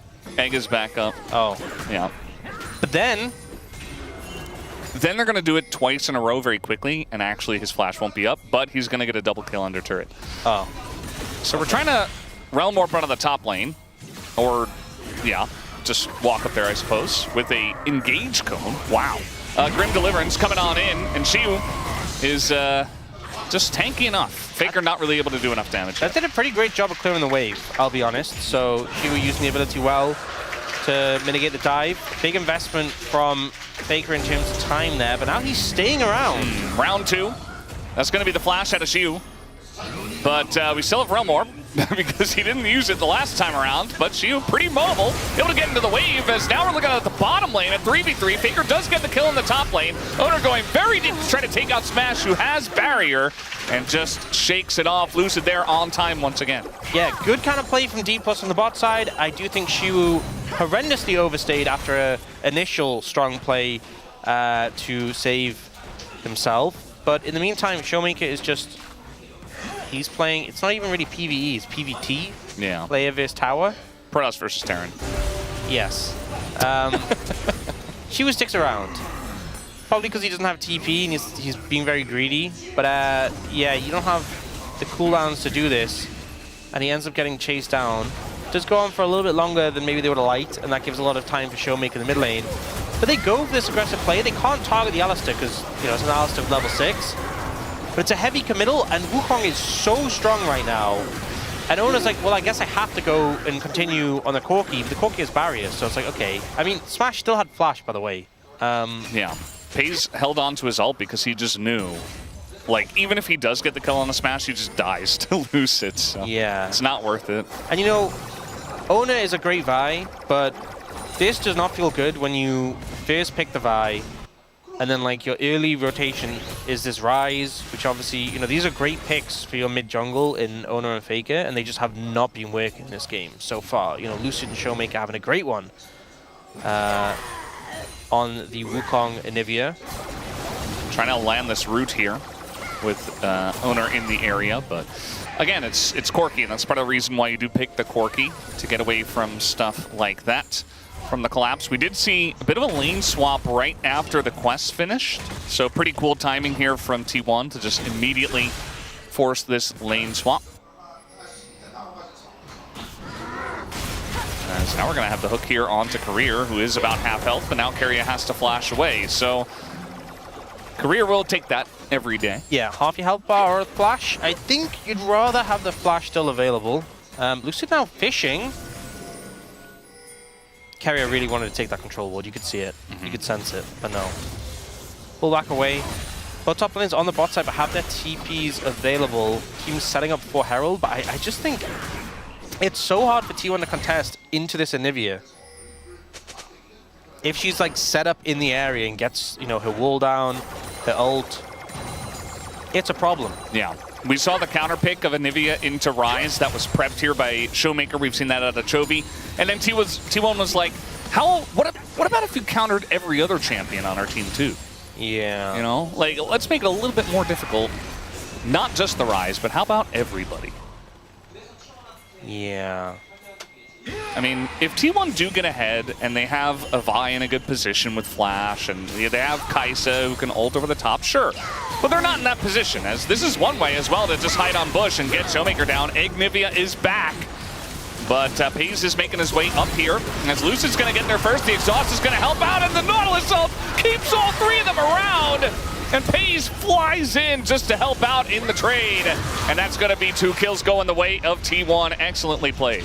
Yeah, good capitalization. Finding Showmaker isolated and alone is the way to do it. The Realm Warp comes in, and that's how you make an omelet. Lucid going down as well, trying to save his mid laner. Smash gonna try and just defend top lane in return.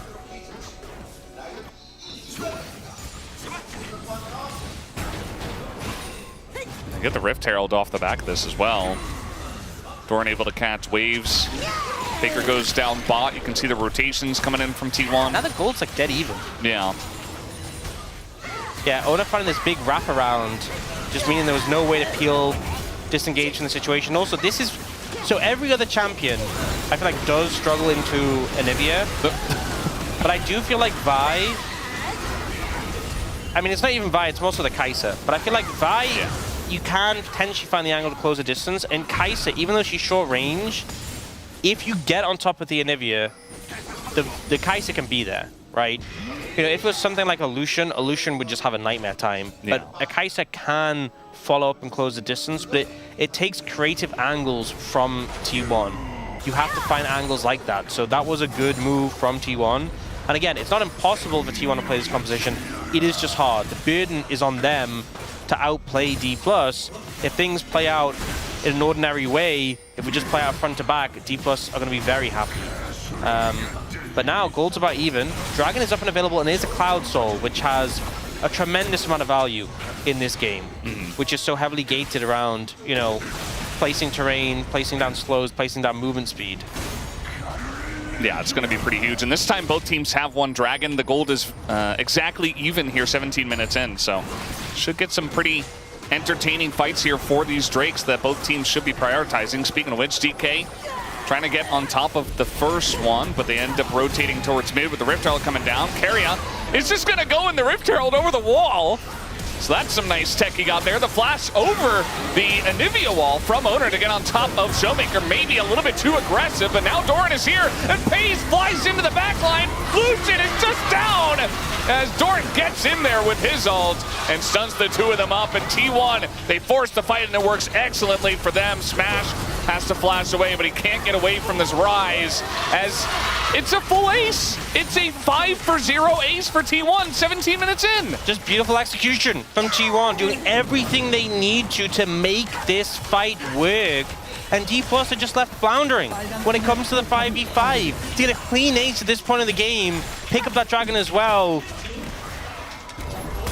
Now, I said coming out of the draft, if D+ loses, they're going to be in a rough spot. I think what's huge here, so we end up seeing Keria going aggressive, burns cooldowns from the Alistar, and then goes in the Herald. And this burns the wall from Anivia to block the Herald. So then Ona gets the ult in, the Herald has meant the wall is unavailable, and then we see Pays goes in, buys more time, and we get this great angle from Doran. Remember, Doran can't ult in if the wall is available, but Keria burnt it with the Herald. So it's just burning these cooldowns, burning these resources, the team working in unison to just eke out everything that D+ has so that they can fly in and finish off those targets. It was honestly just a masterclass in team fighting from T1 against a composition that has the tools, typically, to prevent them from getting backline access. So great play from T1. They now have a sizable goal lead. You can see, look at the goal graph. They were dead even, and they did everything right there to bring themselves to this point of the game. Yeah, I mean, it's like 5,000 gold ahead now for T1. I mentioned it after the draft. I'm like, you know, the wall can't block literally everything. Also, the fact that Owner flashed in as well just to make sure that Showmaker didn't have a nice setup. You know, it didn't look like the Vial did all that much, but what it really did is just make things very uncomfortable for the Anivia, who just wants to sit back, have that ult in the perfect spot. But if you're getting flash ulted by Vi and have the threat of Kai'Sa over the top, which we also did see, you're not going to have a good time. Yeah. So now they're behind, and now I do worry for D+ Kia in this position. Because by the time the next fight comes out, you know, we're going to have Flash for the Vi back. I say that, DK are trying to force another fight here as the wall comes down to lock them in, but T1 are okay with that. As Pays is here as well. Could try to force it. There's the hook on the decoy. You can see how defensive D Plus are playing now.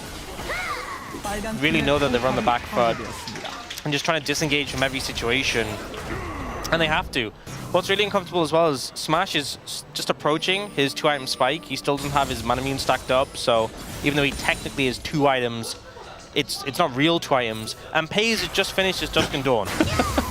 So the point at which on a Corki you're feeling really like, hey, this is my time to shine, Kai'Sa is just blown through it, right? This Kai'Sa is so strong right now. Very scary. And when you dive in, like we saw in that previous fight, it's really not going to take much at all from Pays to just instantly stack that passive and explode targets. So worrisome for D+. And when you're playing against a composition like this that is trying to dive through you, and you have these tools to mitigate it, when you fall behind like this, you do just kind of get bowled over. So they really need T1 to misstep, and they need to find an angle where they can hold them at bay. Right now, T1 are starting up on the Baron. Yeah. If T1 get the Baron, that's generally seen as bad. Yeah, we've seen so many teams in the mid-game just kind of flounder and do nothing. T1 is not going to be that team. We know about the T1 Barons. They're going to go for it. Doran is trying to get on top of Lucid, who does actually get in the pit just to not get the smite and just die. As now we got the Realm Warp on in. Faker is frontlining.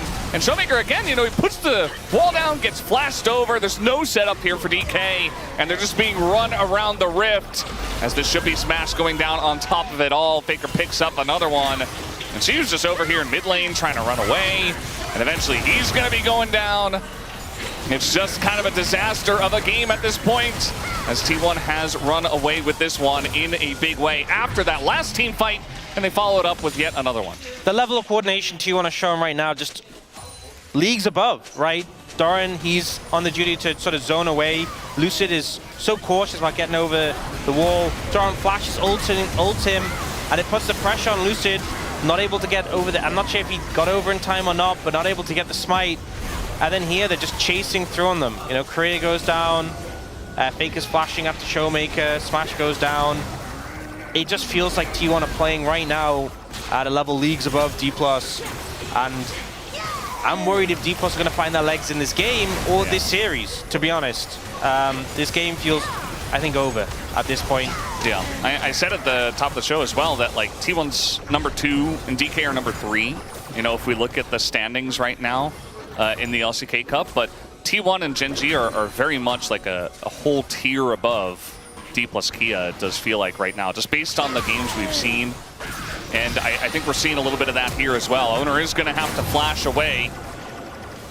And, you know, we did see Nongshim come out really strong, but I think this is a different feel today. As Keria is going to go in, we got the teleport coming in. T1 is up 8,000 gold, and they're going to pull the trigger here with the Baron as everybody is just being rolled over. She was like, please, I want to do something in this backline, but his whole team is dead. And that's going to be the end of that. The Grim Deliverance comes in. It's only 23.5 minutes, and the game is over. Just decimation, absolute decimation. This game is so one-sided, you know, and I don't disagree with what I said. I felt like D+ had a great draft, but the execution from T1, they really found the angle. That's why you were like, we got to see the play first. We got to see the play. Yeah, they found the weakness, and they just crucified D+ for it. Found every angle to take them out of this game. And we see here, Pays reacts to the engage from Korea so well. The chain around comes in, Ona diving in, causing all this disruption. Well, Faker might die here. We do have Doran, though, coming over, and actually, I guess maybe he doesn't. Yeah, actualized as well, boosting the Seraph shield. Oh, God, wait. It's, now it's becoming like a 2v5, although they killed 2 of them. And Doran is like, well, I'm just going to go in because I might as well. The rest of T1 is coming over. They're like, okay, if you want to end the game now, we can. If you want to fight now, sure. We were going to back off and, you know, farm up a little bit, get the Drakes and stuff, but nah. We'll just come back in and end it now for you guys. And this game has to feel demoralizing. It's a rough loss at this point. Game 1, you know, was T1 winning, but there was some fight. This one has just been an absolute crushing. And from D+'s perspective, a complete mental reset going to be needed going into game 3. Still looking for an angle here, but yeah, I don't see it. Owner, as the headbutt was coming in, he lands his Q and just turns it around on the career. And they're really just styling on them now as another hook is going to come in. Lucid, no W available rather, as we do have the ult coming in from Pays. He is going to put an end to things, or try to, as they're under the turrets. They're certainly having their fun, but I think at this point they can kind of do whatever they want. We do have the TP coming in. This is from the Zahan, and you know, maybe some shutdowns being given over. This one is given over to Smash. Yeah, I think but all three inhibitors are. This was a situation where T1 definitely should have backed off, reset, and then just let the super minions push in and end of the game. Faker.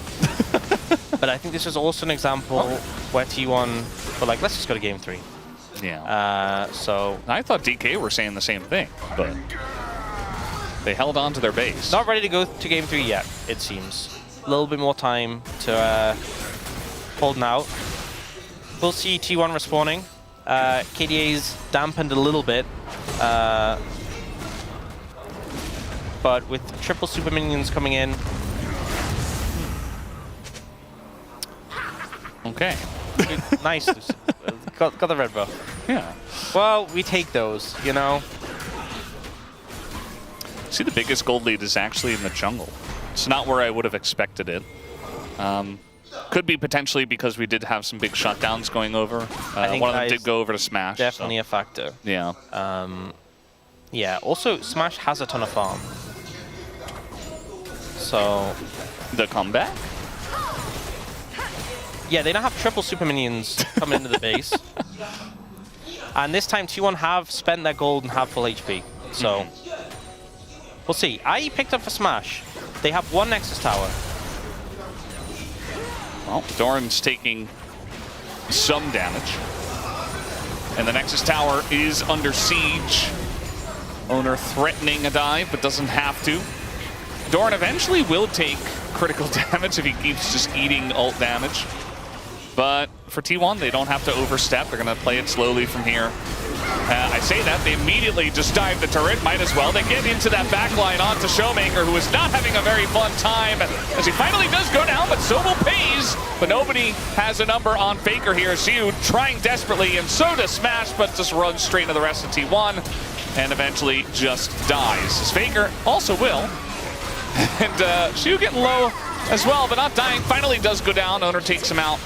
And Owner going to be using some of that gold. We did see one Nexus turret respawn. Yeah, Lucid's alive, but yeah. There's so many super minions. He doesn't deal Wait, he's gonna get carried. He got him. Oh, he did. Okay. Well, the Nexus is down, and finally, the very fun ending of that game, the last 5 or so minutes, is over. As T1 do eventually put the number on the board and make it official, 2-0. You can see Lucid's like, well, what are we going to do about this? So far, not a lot of hope being seen on the faces of DK. Yeah, I mean, obviously teams have their own interpretation of how the draft panned out, but to me, like game 1, I think T1 had a draft edge and the execution was good, but it was still a closer game. Game 2, it's like I felt like D+, they brought out their Anivia counter, Showmaker was having a good laning phase, and then they just got absolutely blasted in every fight. It felt like the coordination for T1 was at a much higher level.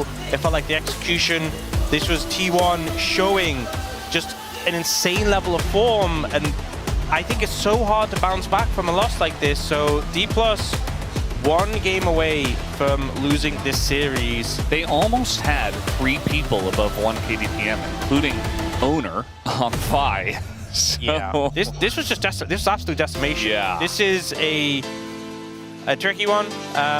You know, D+ need to lock in here. They don't want this to be a 3-0. Yeah, I think that's really all you can say at this point, right? Because they've gotten good positions in drafts. They've had ability to make this an even series, but so far they have not been able to. T1 so far very far ahead, 2-0. We'll see what happens in game 3 after the break.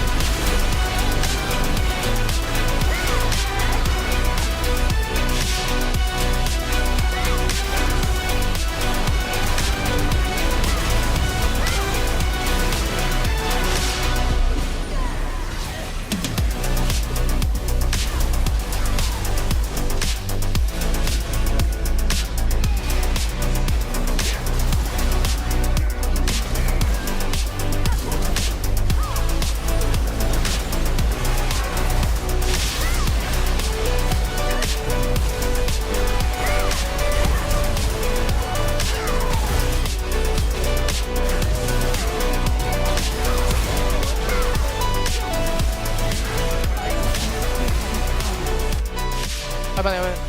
벌어줄 수 있긴 해. 보자. 막았어 우리. 나는 일단 나. 좋긴 하다 근데. 됐나? 좋긴 해. 폴키 때릴게. 알레요. 폴키? 빨간 장은 뭐냐? 자인 나온다. 옆에. 아 죽었다. 잘해야 돼. 아 잡았다. 야, 나왔다. 잠깐만. 이게 잡아야 돼. 잡았고. 다행이다. 야 이거 밀면 돼. 끝나. 걱정하지 마. 어이씨. 시겁했네. 연계 봐라. 잠깐만. 자 얘? 누구한테? 얘? 와 바이 딜량 1등.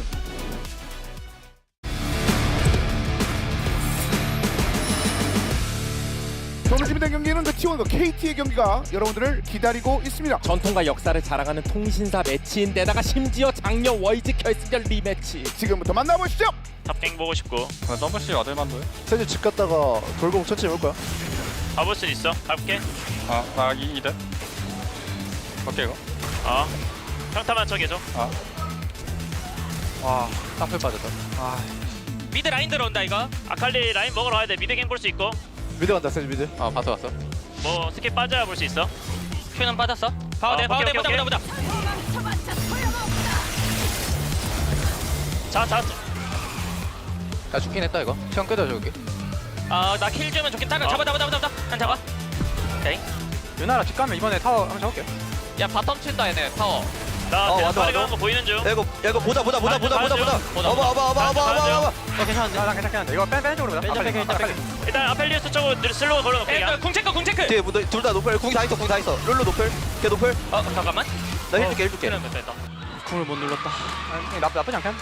야 이거 용시야 봐봐. 얘는 용시 없고 나만 엄청 이쁘게 먹어놨어. 쳐서 모르자. 치자 이거. 치고 내가 진짜에 숨을게. 나 이거 돌게 이거. 이거 하루미도 진짜 했다. 한번 때려줄래? 야 나온다. 미드 노플이. 나 못 지나간다. 일단 미드 가야겠다. 해치 갔어. 아칼리 저기 그냥. 아칼리 창마 없어. 이거 할만해. 세주랑 위치 맞대줘. 아칼리 창마 없어. 여기 땅굴. 세주 반피. 천천히.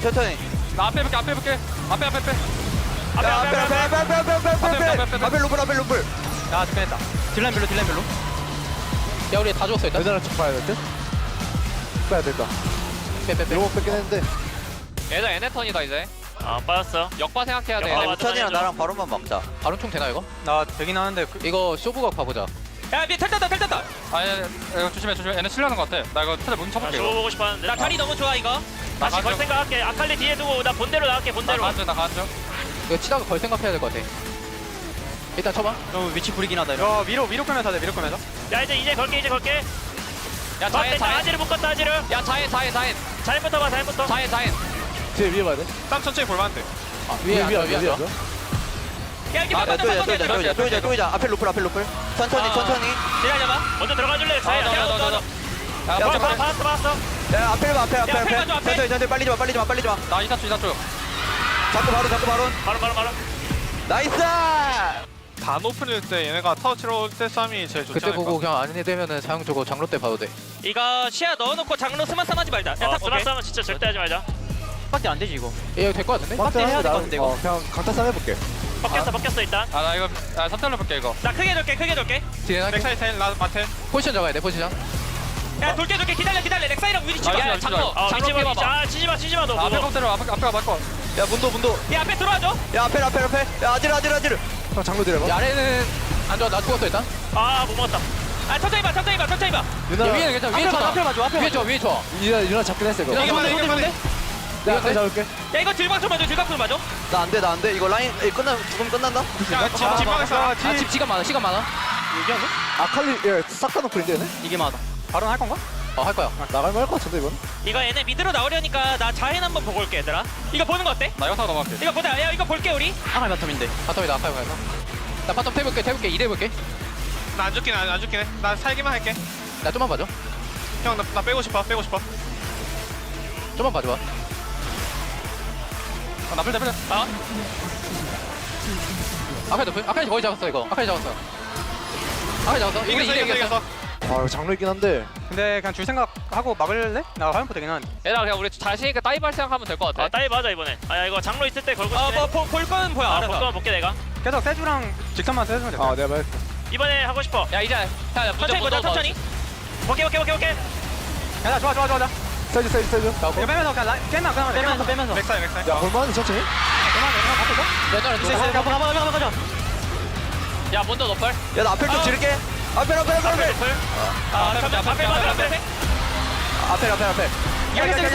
알겠다.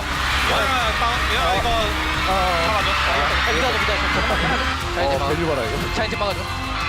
그 전에 처음부터 다이브 했어야겠다. 근데 궁을 좀 과감하게 계속 근데 장로 때 너무 못한 듯? 끝났다. 나이스. 나 생각. 밸류 보수? 이거 뭐냐? 왜 이겼노? 45분 동안 지고 있다가 1분 이겼는데 짜릿한 역전승이죠. T1입니다.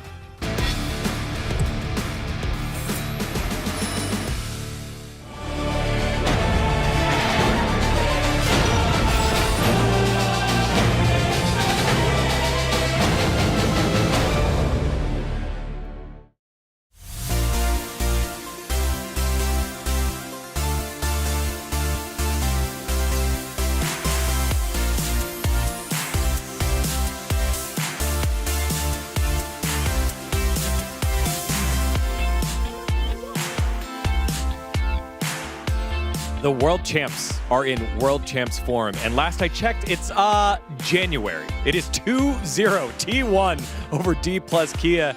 Welcome back to the space. Degon here alongside Wadid and Umpty, and guys, D plus had control of this game. They put a much better effort forward. We were a little worried that maybe they'd be out of the series because of how game one went. That wasn't the case here. Just T1 clawed it back and then never gave it back. Yeah, even though like they had the early game lead, I didn't feel like DK ever had some pressure onto T1. So like I think this is just one of the game that like T1 shows their ability about like how they come back from the early behind games. I mean, this game is showing that T1 is how aggressive T1 is, even though they're 4 behind. They actually try many times for winning the games. Like there was a mid fight, bot fight, top fight. Many fight was happening even though they were losing. I think they're very like proactive. Well, let's give the props here to D plus and show exactly what happened here in their game plan starting in the mid lane on Faker. I mean, I already mentioned that Faker was just like playing so well this series. So I think they also knew that the point of this matchup is just hunting down the Faker. So that's why they just put so many resources on the mid lane. They force out the flash from Faker from the early game. And afterwards, like Lucy just ganks again to kill Faker. And then like everything around the mid lane situation was really good for DK.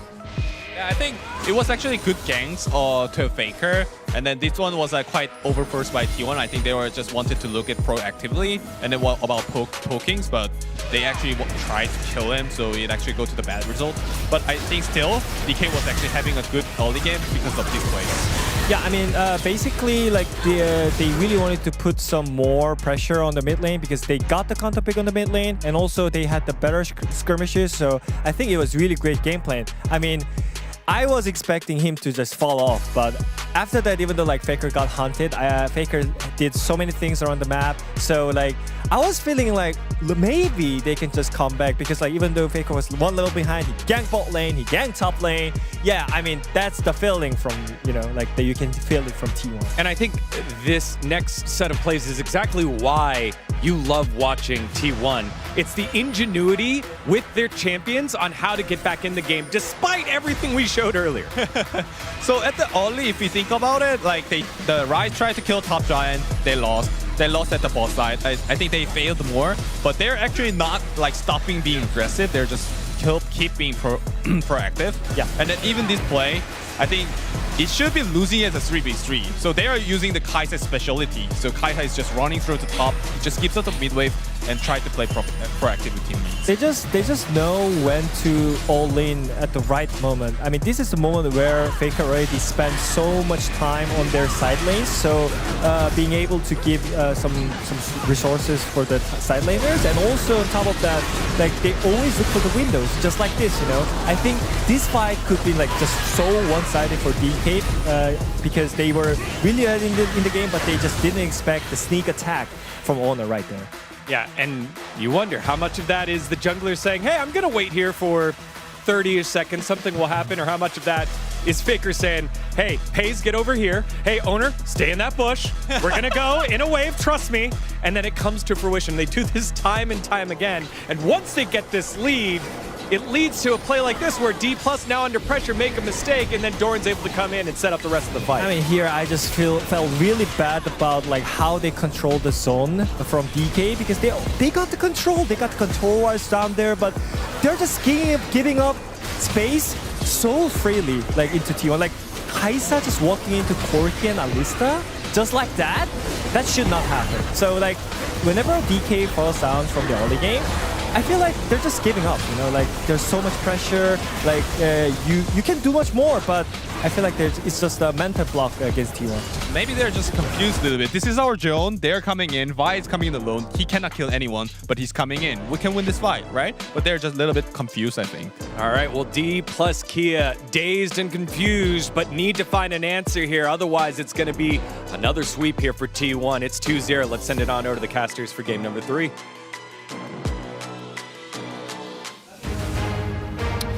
Thank you, Digon and Wadid and Umpty, of course, for that nice little breakdown. And yeah, it really has been kind of just fantastic setups from T1, from ahead, from behind. It doesn't really matter. They have a deep understanding of what their champions can do together, and D+ have been just kind of floundering, not able to keep up. Hoping that that does change here in game number 3. Otherwise, might be a little bit of a rough time. Yeah, and this is also big for T1, obviously on the cusp of winning this series. If they do win this series, and this puts them at 5 series wins, obviously it means that Group Baron can still win. If Group Baron does win, the top 2 teams go to playoffs, which would be them, and if Gen G would have to win their series as well, so it'd be them and Gen G, because Gen G would have presumably a better game score as they've been undefeated so far. If Gen G lose though, and Group Baron lose, well then Gen G would have 4 series wins, T1 would have 5. The one team to go through the playoffs would be T1, so this would still secure the playoffs. So this is big win for T1. If they can get this one more game, they have playoffs locked. We did talk about that at the start of the day, but I just wanted to reiterate the impact of this series win for T1. If they can get that one more game, it will lock them into playoffs and mean they don't have to rely on anyone else in their group, even though obviously they only have one more series in their group to be played, which is Gen G.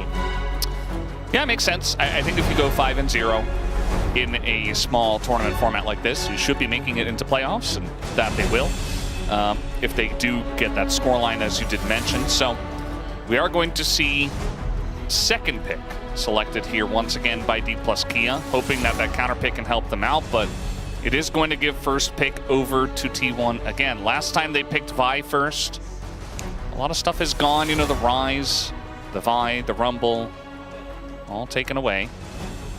Switching things up though, now banning the Cassante. So this is telling because we've consistently seen that Varus ban second. And as we start to see, you know, more and more of these power picks get funneled out, it does make you think what's left open. Varus has not been banned. T1 seemingly wanting to first pick it. You know, they first picked the Azir, they first picked the Vi. Now it seems like sights are set on the Varus, especially as they're banning away the Lulu, so not wanting to deal with something like a hyper carry paired with an enchanter, which can be a bit of a pain point if you're looking to scale up. So will D+ ban away the Varus? No, they're going to go for the Aurora. I presume this is what T1 is setting up for, based on leaving the Varus open, and yep, they will lock that one in. Varus even got buffed on this patch. That's the crazy thing. He was already high prio previously. And of all the things to get buffed, again, it wasn't like a crazy big buff, but his Q damage got buffed, which of all the things to get buffed for Poke Varus was a crazy thing to get buffed. So Paze will be playing that, and it does put a lot of pressure on the bot lane, who already have been feeling the pressure a good amount. Smash has been playing well, but the 2v2, we definitely saw some struggles, and Varus does put you in an uncomfortable spot when it comes to those 2v2 matchups. Now we do see the Pantheon come out. Is it going to be Pantheon Talia coming through? We haven't been super convinced by Talia, but it is a strong combination. Pantheon, though, in and of itself, definitely a good jungle pick. Yeah, I think it makes sense. They're looking at the Lucian actually here. So that is going to be the choice. Lucian can go with the whole host of different supports. So yeah, definitely a shorter range pick, which can make it a little uncomfortable. into the Varus. But we'll see how that pans out. For T1 options, there's Nocturne potentially available. If Ono wants to lean on that, definitely a pick he has a lot of comfort on. And it looks like he will do just that. He looks pretty happy. He's pretty good on that pick. So yeah. Also, honestly, Akali is open and available. Akali Nocturne, very scary, and it's a flex. So if they wanted to lean on that, could potentially pick it up. Obviously, you don't know the matchup for either lanes, but being that it is a flex, could go in that direction. Instead, they're going to go Nocturne Galio and pick that up for Faker. A lot of global pressure when you're dealing with the Galio. Having double globals, it's like, oh, you got a global? We got 2 globals. You know, matching up in that regard really puts a dampener on what Lucian's going to be able to do. Lucian Nami, I think, makes the most sense. Yes, you could go Lucian Braum, but I think there's a lot of lane matchups that would really make you struggle. And part of the problem is you kind of have to take your support here, because if you leave it till after the ban phase, they could ban Nami and Braum, and then what are you picking with Lucian? Milio, I guess? Yeah. No, it wouldn't feel good. It wouldn't be the end of the world, but maybe a little uncomfortable.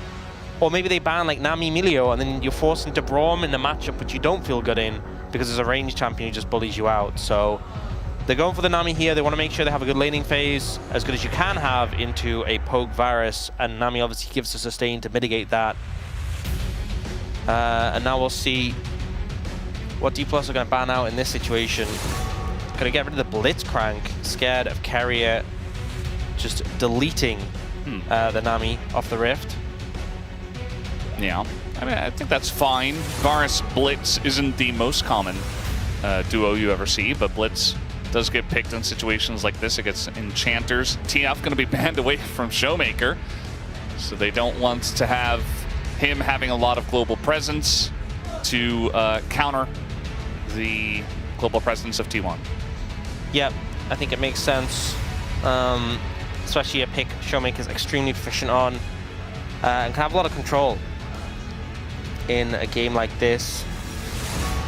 You know, I was thinking about Varus Ashe just from the old days of, you know, when Guma and Keria used to do that in that meta and really design the meta around themselves, but also potential for the Varus to go top. I mean, we haven't seen it here at the LCK, but it was definitely running rampant in solo queue. It absolutely has been. So probably it's difficult to navigate it because you are first pick on the side of T1. Not necessarily going to have counter pick to adjust to. Likely going to have Showmaker's mid pick in this situation. Could just go for something that's just like a control mage. Looks like they're just going to go for the Ahri. A lot of mobility, hard to pin down, which makes sense given what you're playing into. And I think with the Pantheon as well, a lot of skirmishing power, you know, which I think is important given the composition you're playing into. And now for T1, you are playing a blind matchup in the top lane. Yeah. And I do feel like you want a decent amount of damage. Don't really want to tank with the composition you have already. Although to be fair, Sion's already gone, Kassante's been banned, so a lot of top tanks you would typically play are gone. Blind Kennen gonna come out. It does damage. Oh. Thinking about support Kalista here.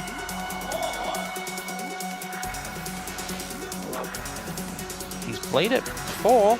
Yeah, it's just going to be Rel instead. Yeah, toying with the idea, doesn't end up going for it. Just going to go for an engaged support. So not going to have as much lane pressure as maybe some other picks that were being presented with the Ashe ban, with the Kalista hover. A lot of engaged power. Shiwu considering prospect off an Olaf. If you get ahead on this pick, T1 actually doesn't have that much sustained damage when you look at what they have. Cutting through the Olaf would be a problem in the 5v5, but they go against it and end up committing to the Yorick, bit of side lane presence. I do feel like in the 5v5, T1 have way more power. Yeah. A lot of dive in the top side, the Varus ult, the Rel ult, loads of power there. I feel like D+'s composition kind of needs to get the ball rolling early. And I mean, yes, you have the Yorick, who's a lot of presence in the side lane, but you know, I feel like the Ahri Lucian, these champions when behind, really going to struggle to make an impact.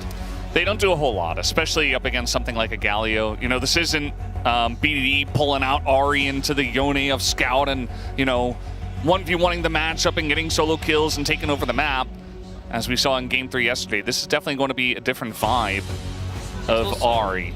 It's also a great Merc Treads game for the Galio. Because, like, you often go Merc Treads on Galio, but you're playing into a good amount of CC. Like, there's a Pantheon stun, there's the Charm, there's the Nami bubble, which is reduced by Tenacity as well. So, you know, you're happy to pick up the Merc Treads and just get that magic damage shield and really just make yourself immortal against the Ari. I think, you know, once again, T1 have a lot of tools, a lot of engage power, a lot of team fight prowess. A little bit trickier to execute on 4D+, and their backs are against the wall. They got to make it work here in game number 3. Let's hop onto the Rift.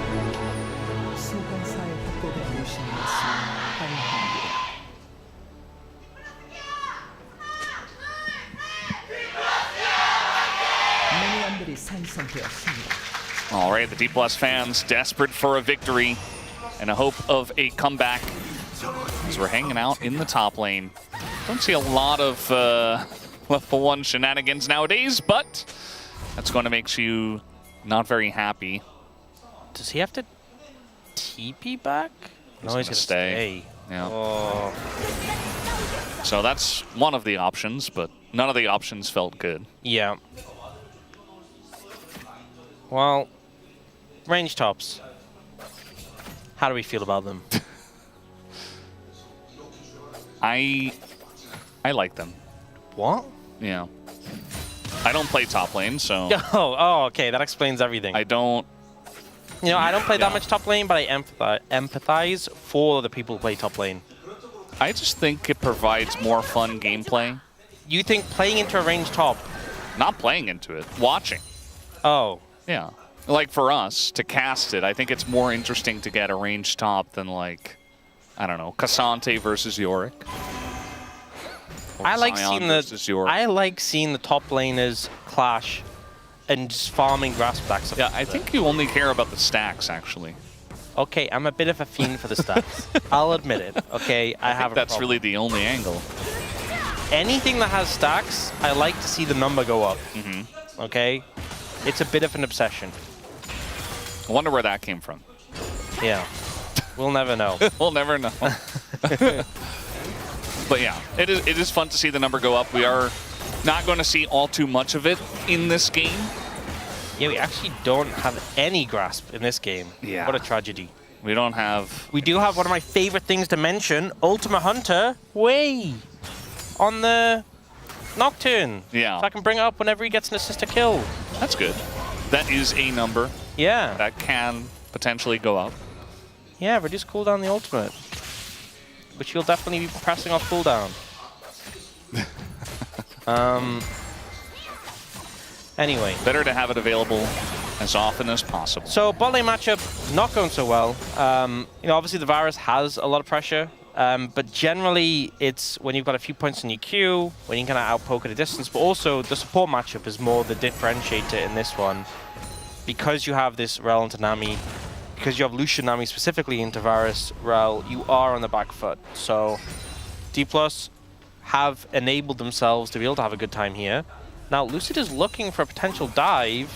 I mean, Owner is down here, so got to be very careful. You got to make this happen quickly. But Career gets tower aggro and nearly dies. The Q comes through. It's first blood for the Varus, and they do get Keria. But we are going to see, yeah, Owner just force them back. And meanwhile, up in the top side, looks like Doran's in a bit of trouble here, trying to just dash away and flash as well. So he gets away with his life, but not looking good up there. Yeah, he gets locked in the cage and does not have a good time. She was finding an angle to just catch him and not really having the attack speed to get it down quick enough. This was actually really well played by Carrier here, even though he trades 1-for-1. The main thing is he keeps Pays alive, but if you watch, Career wants to take aggro here, so he autos and immediately Carrier pounces, CCs him, and forces to hold him accountable for taking the aggro first. Unfortunately, Pantheon's so strong. Speaking of Keria, he is in the mid lane. I don't think they're going to kill him. Yeah. Ultimately, they don't find him. but still, that dive, the response from Carrier as soon as the aggro was taken was very good. But yeah, Pantheon's just a bit too strong at turning things around. They do chunk Showmaker out and should be able to find a reset for Faker. But yeah, freeing up the Rel already to make a roam and find some pressure. Yeah, it's kind of interesting what happened up here in the top lane. Now Shiyu is up a flash. Shiyu has been struggling a lot into Doran tonight. But so far in this game number 3, things are looking up, looking better. I don't know if we'll get a replay of exactly how the trade panned out, but you guys can imagine he probably went aggressive, trying to get damage, got caught in the cage, took a shovel to the face, and Doran had to run. All the ghouls jumped him. Yeah. Like the glob of mist. Yeah. I hate getting globbed. Is it a glob, really? Isn't it a glob? A glob of mist? I don't know what it's called strictly, but it is a, you know, if we're describing it. It looks like a wave, you know? There's no way it's a wave. It's like a little, it's like a cone. Morning mist. Yorick Hill's a globule. What? Black mist. It is a glob, actually. Yeah. Wow. Spend more time in top lane. I guess, yeah. This explains a lot, I suppose. Lucid is down here. Meanwhile, they're going aggressive on a Smash, who's getting quite low, but maybe it was a bait all along. Carrier's down, the bubble hits pays, and he has to bubble himself. The spear. Oh, there it is, Lucid!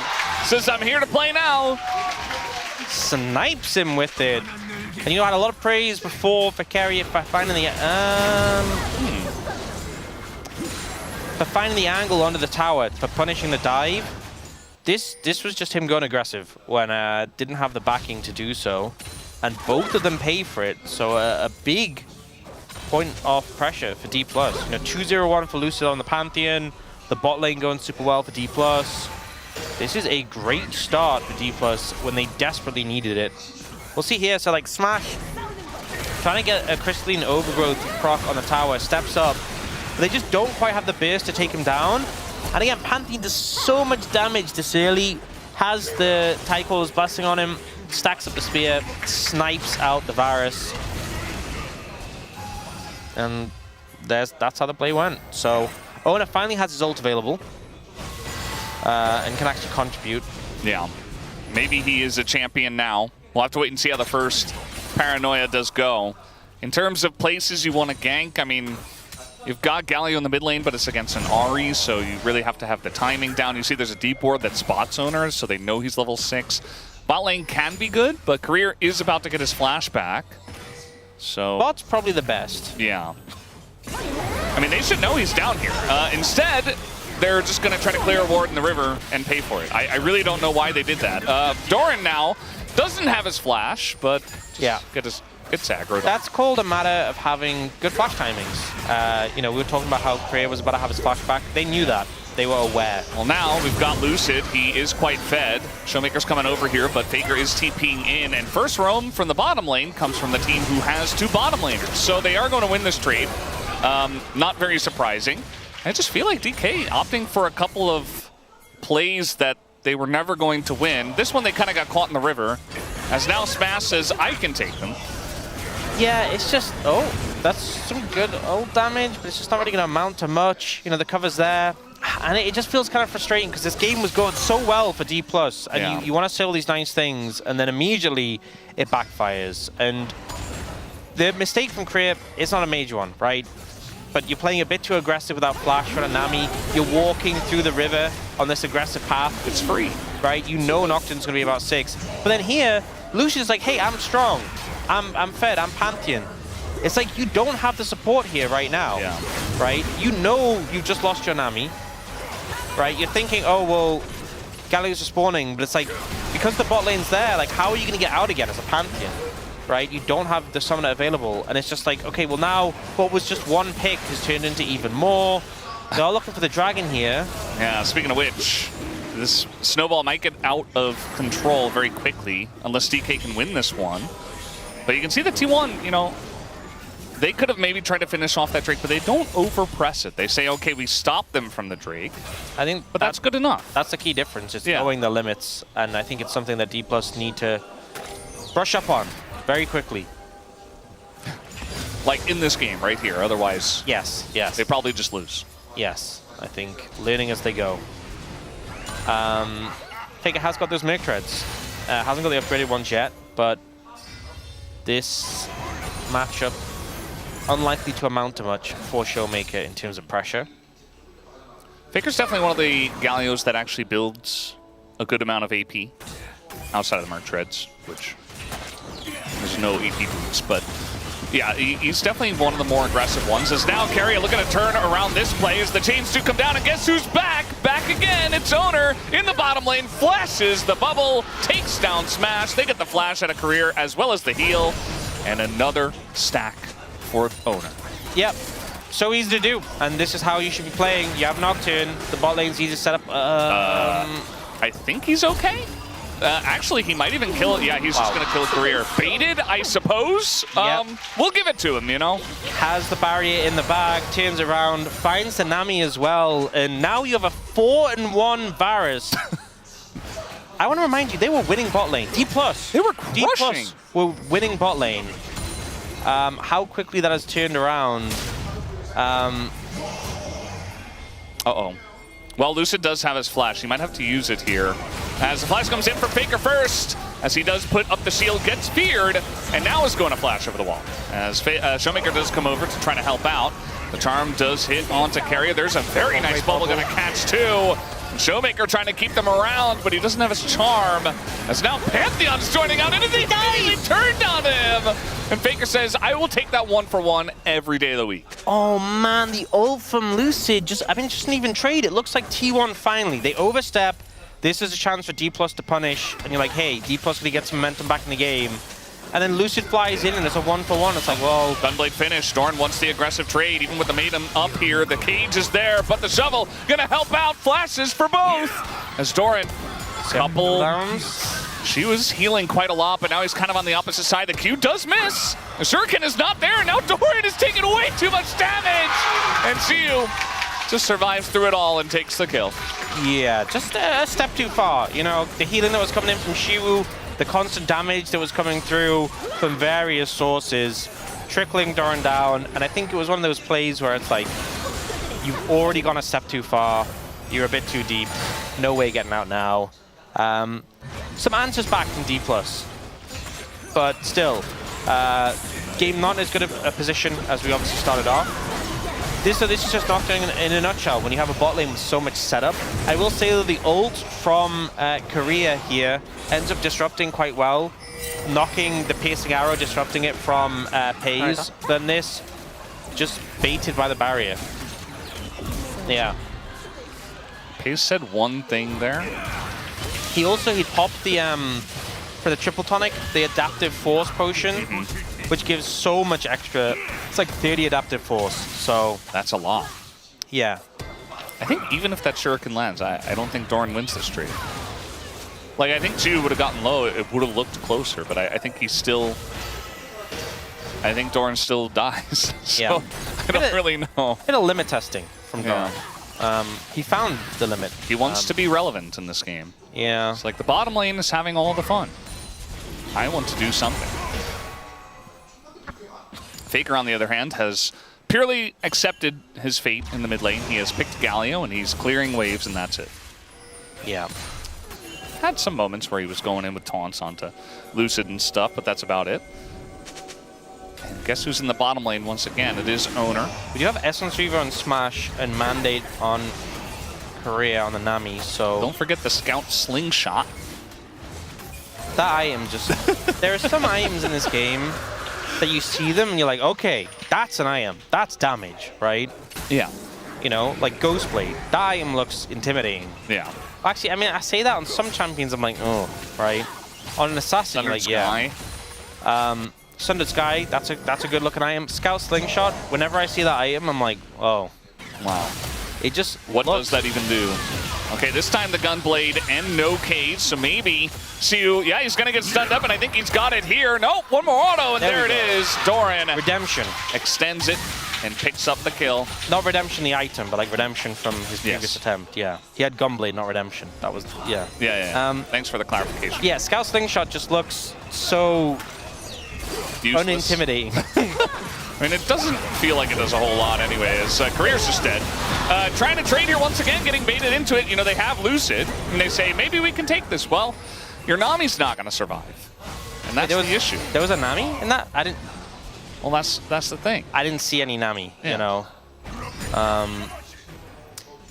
The lights went out and just vanished. So that's kind of what I think T1 can just keep doing consistently. A lot of damage available. We'll see the replay. So dodges the glob of mist and then actually uses the speed to get past the cage. So much damage done. And the extra AD from the Gunblade also helping here to get those last autos.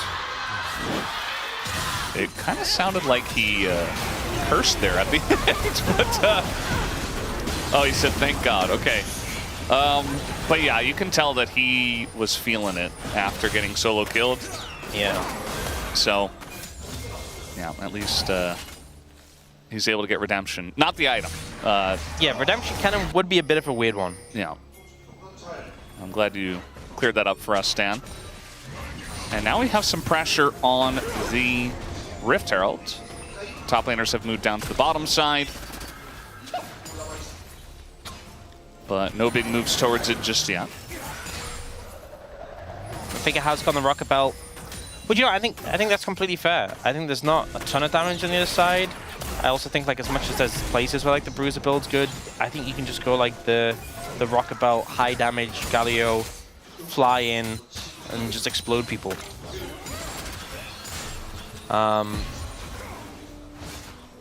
Looks like they want to go for a turn as Chains into Nocturne Ultimate into Dead. Speaking of exploding people. Where have we seen this before? Yeah. I swear I know that play from somewhere. As now, once again, two top laners going at it. This time Doran going to take a little bit more passively.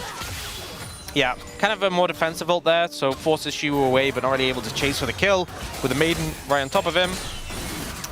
But they are really just trying to ruin the KDA of D+'s support in this situation, and doing a good job of it so far. Lucid's trying his best. You know, he was the very fed one, but there's only so much he can do.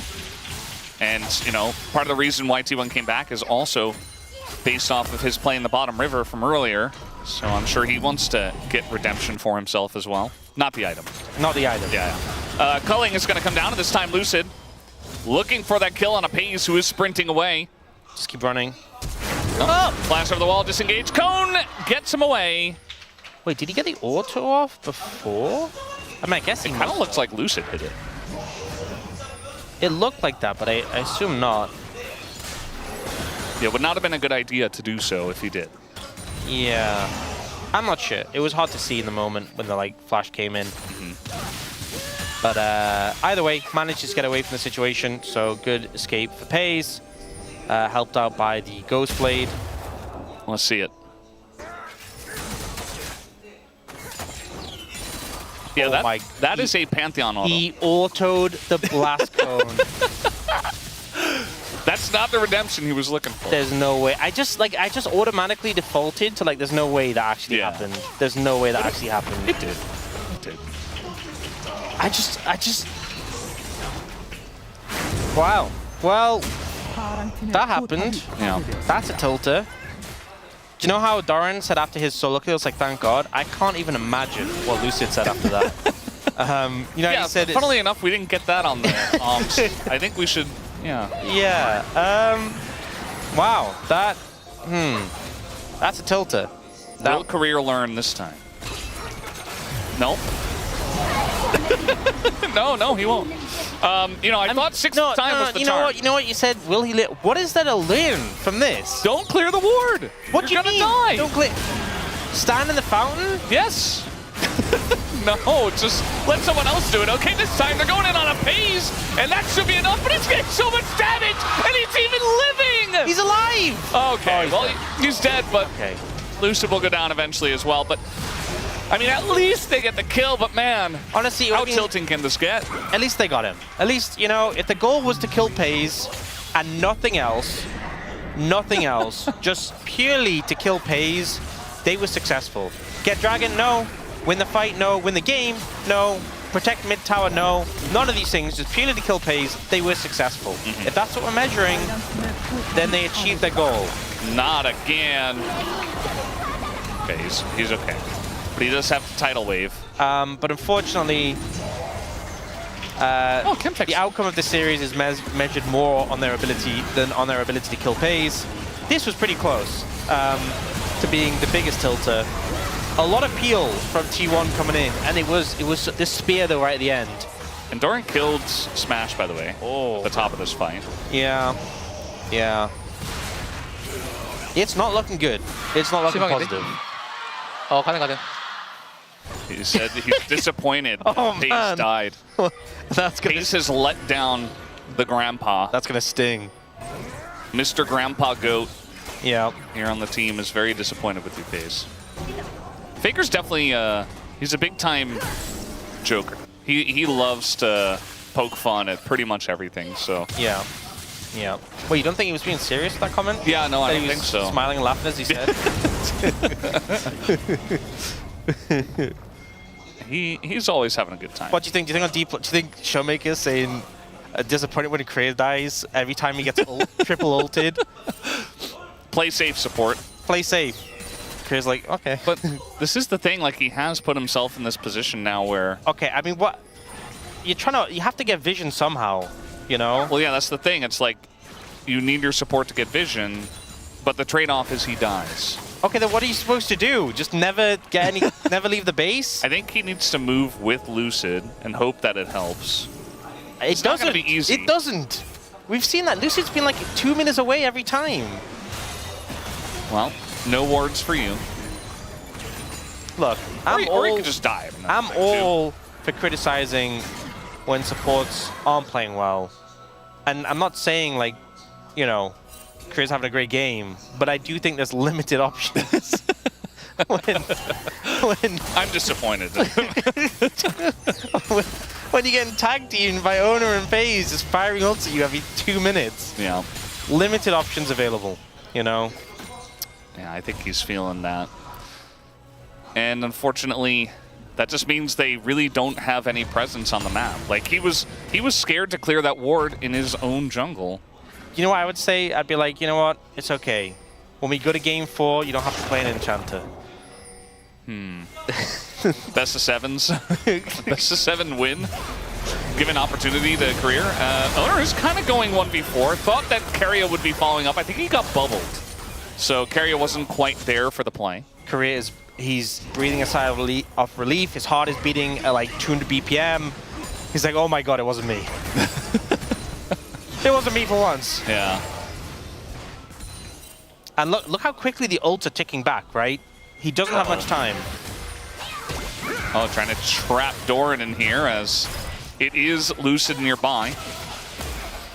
But yeah, I mean, he gets into the turret pretty quickly. It's a good thing Doran checked the brush early. Otherwise, you know, if he pushes up in the lane, maybe Lucid gets there with his ult and they can collapse. But not meant to be. And this one, you know, in terms of numbers, it doesn't, you know, it doesn't say like, oh, T1 ahead, 10,000 gold this time at 23 minutes, but it feels that way. As this time Faker going to have to flash away. Keria attempting to help him out as well. The disengage cone comes in. Yeah, get some clearance. Was flashed down from Faker. They did also lose Owner's flash earlier. So Deep Plus showing they have some fight in them. They will burn those cooldowns if you overstep. And it is a Chemtech soul, so not the biggest priority soul in terms of closing the game out. But it still just feels like existing is dangerous for D+, if you're a bit too far forward. There is that threat. Smash just finished his rapid fire cannon, so not the most inspiring combination of items on the solution, but just give him some extra range to play around with. Haze has 3 full items, so...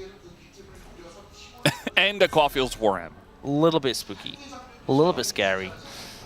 Yeah, 7 kills, 2.2k gold ahead on the Lucian. Will do that. And again, you can look at the map, like at least they've been able to get some wardage through like the top laner, through Lucid on the map. But again, Career doesn't get to ward. But in positions like this, you're not going to ult over the Pantheon at least, so able to stick around for now. I say that. Oh my god. I don't want to curse this guy, I swear. Stop talking, Brendan. This is kind of, you know, Pace is just really good at the video game. I'm sorry. He's trying to exist. They are setting up for the dragon. Faker has TP, but he's going for this top tower at the moment. They might, I mean, they could just not contest this if they really wanted, but they are TPing. Yeah. They're like, we need to push the pace of the game. We want Soul, even if it's not the best. Yeah, I think T1 will be happy that DK tried to go for the dragon. Although at this point, you did TP and DK all got away. By the way, the Maiden just went down, so there is that.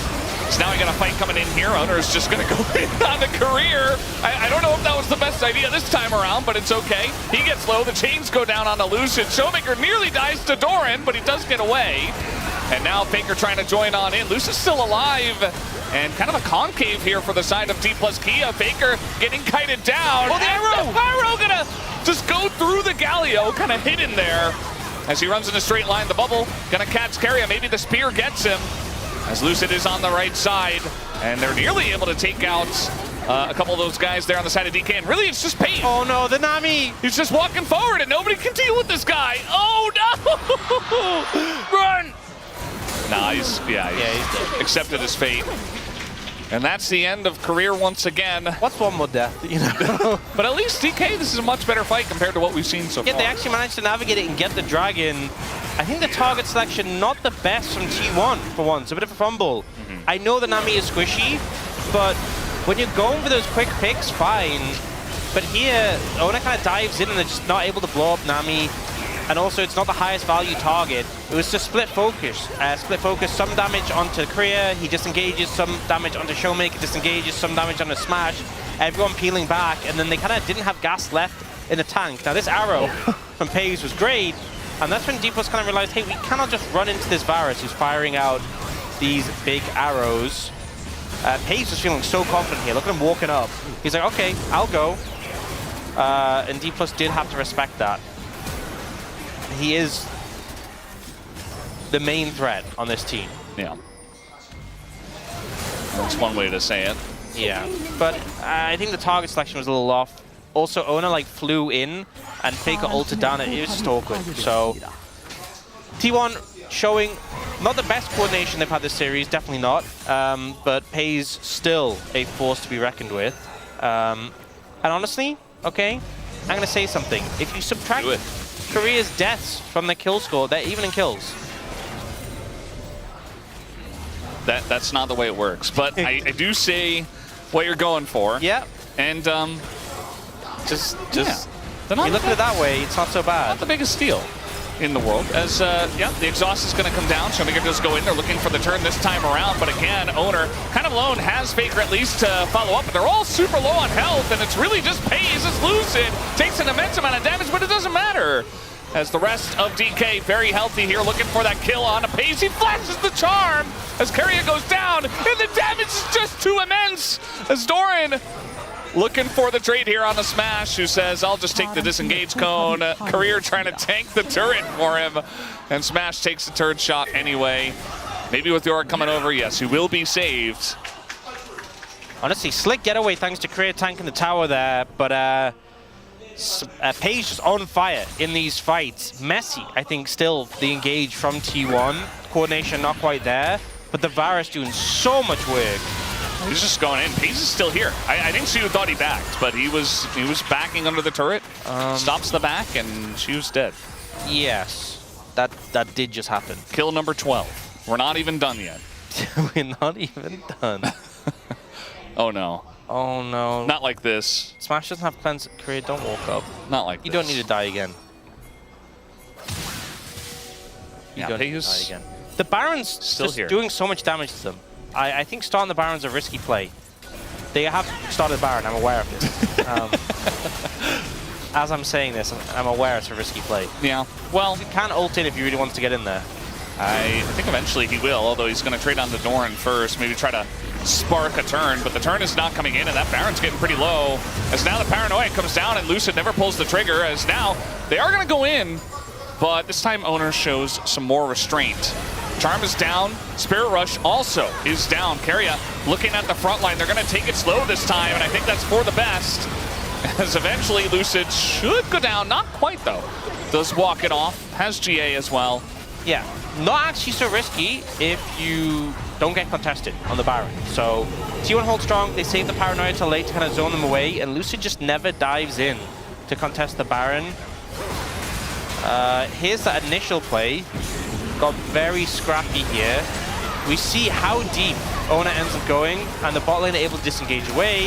The Galio ult splits them, but he's so low already that he just kind of gets deleted in this situation. Pays here, dodging away from Showmaker with the flash on the charm, super late and able to blow up Showmaker as well. And then Doran's coming in, but this was a cute tower tank from Korea to let Smash escape. You can see he's waiting for him. I think he would have just died otherwise. Definitely would have just died otherwise. As it stands, though, you know, a couple of closer fights. DK aren't totally out of this one yet. Yeah, they're showing some life. It's good to see. It definitely has been. We still have to get through this Rebel Baron power play on the side of T1, though. And they're taking plates on the inner turret. Pays, ooh, the max range, and that's going to be a lot of follow-up damage. As now, we do have the Pantheon coming in, trying to peel for him, and trying to get the angle there with Showmaker, but he doesn't quite have the charm, and Lucid, I think, will eventually have to pay the price with his GA. We do have Shu on the flank coming in, but Faker also there, trying to peel. Doran now just going to flash on everyone and burn down fast! Insane amounts of damage from this cannon. He's going to have to pay for it with his life, you would imagine. As there it is. Showmaker takes him down, but yeah, Faker and the rest of T1 just peeled off and kind of left Doran on purpose because they wanted to deal with Siu, who does flash. And they do have the follow-up as now Lucid comes in, picks up 1,100 gold. And looking for a bit more here. Keria, though, going to get out of the cage, and they still have Owner, they still have Faker. And it doesn't look like Showmaker alone is enough damage to deal with this front line and the tankiness of T1 from ahead. Triple kill for Faker. And Career, they're looking to bully him further. It's not going to happen, though. Messy fight, but Doran comes in, blows up the enemy AD carry. It's D+, they're trying to respond in kind, but they just don't have gas in the tank to continue the play beyond that. Definitely a bit of a crazy one. The Yorick flank, not something you typically see. If they dive in with the Pantheon, the peel's pretty good. It kind of stops Showmaker from getting to Pays and allows them to survive. But then we have this deep Yorick flank coming in, so they kind of have to peel away. And Doran's like, you know what? I have a lot of damage. It is what it is. I'm going to send it. Yeah. I respect it, honestly. It does buy time for the rest of the team to peel back and deal with the Yorick. So, you know, it did make sense. And then here, Shiwa flashes in and try and hit Pays. Not really kill him, but that allows Lucy to finish him off. Big shutdown, and does take out the Varus, who was a big problem. But the problem is they just have nothing left at this point. Showmaker doesn't have ult. And T1 just kind of cleaned up these kills. Now, just slowly chasing them down, burning them down. Galio and Nocturne definitely known for their combo, but if there's not a lot of threats on the enemy side, you can always chase them down. And Pays has done the most damage by a large margin. Yes. Not a big surprise.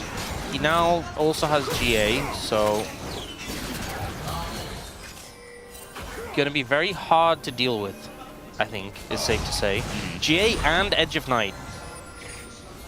He used a large majority of his team's gold.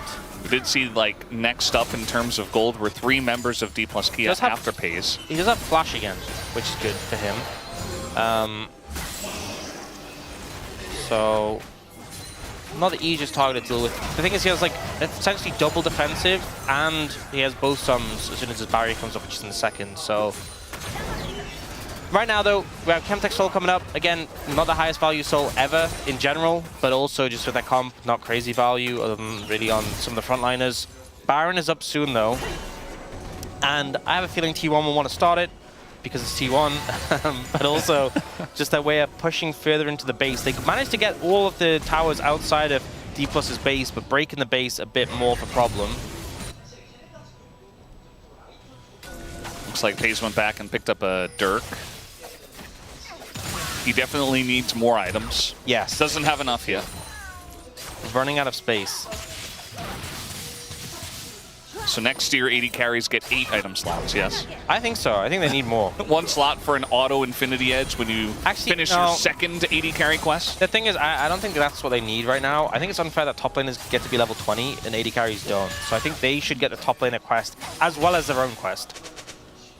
Do you not agree? And everybody else just only gets 1 quest? No, I think they should take away the other quests. Oh. Yeah. Yeah, that makes sense. Yeah. That's more fair. They should give AD carries all of the lane quests. So they get mid quest, AD carry quest, and top quest combined. That sounds... What do you think? About support?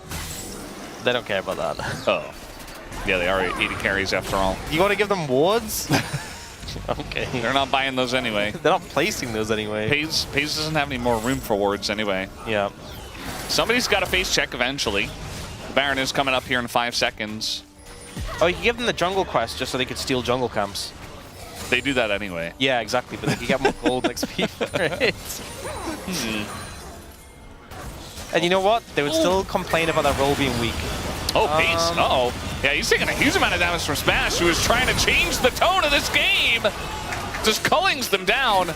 You can see Pace, he E'd backwards, so he was not ready for that. Was not ready, and Carrier has to pay for the sins of his AD carry.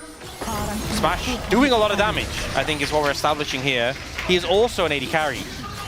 He is. And now we got Pace in a bit of trouble. He's going to have to use that barrier. We do have a defensive paranoia to come in. Faker just pushing top. Yes. Doesn't care about any of this noise. He is just playing the macro game this series. Now has to find his way out of here. He has heroic exit. Yes, I'm aware. It's called heroic entrance. Yes, everyone understood the wordplay, and you have to explain it. Well, eventually, okay, the flash charm comes in. He's going to go into his arm guard as well and just die.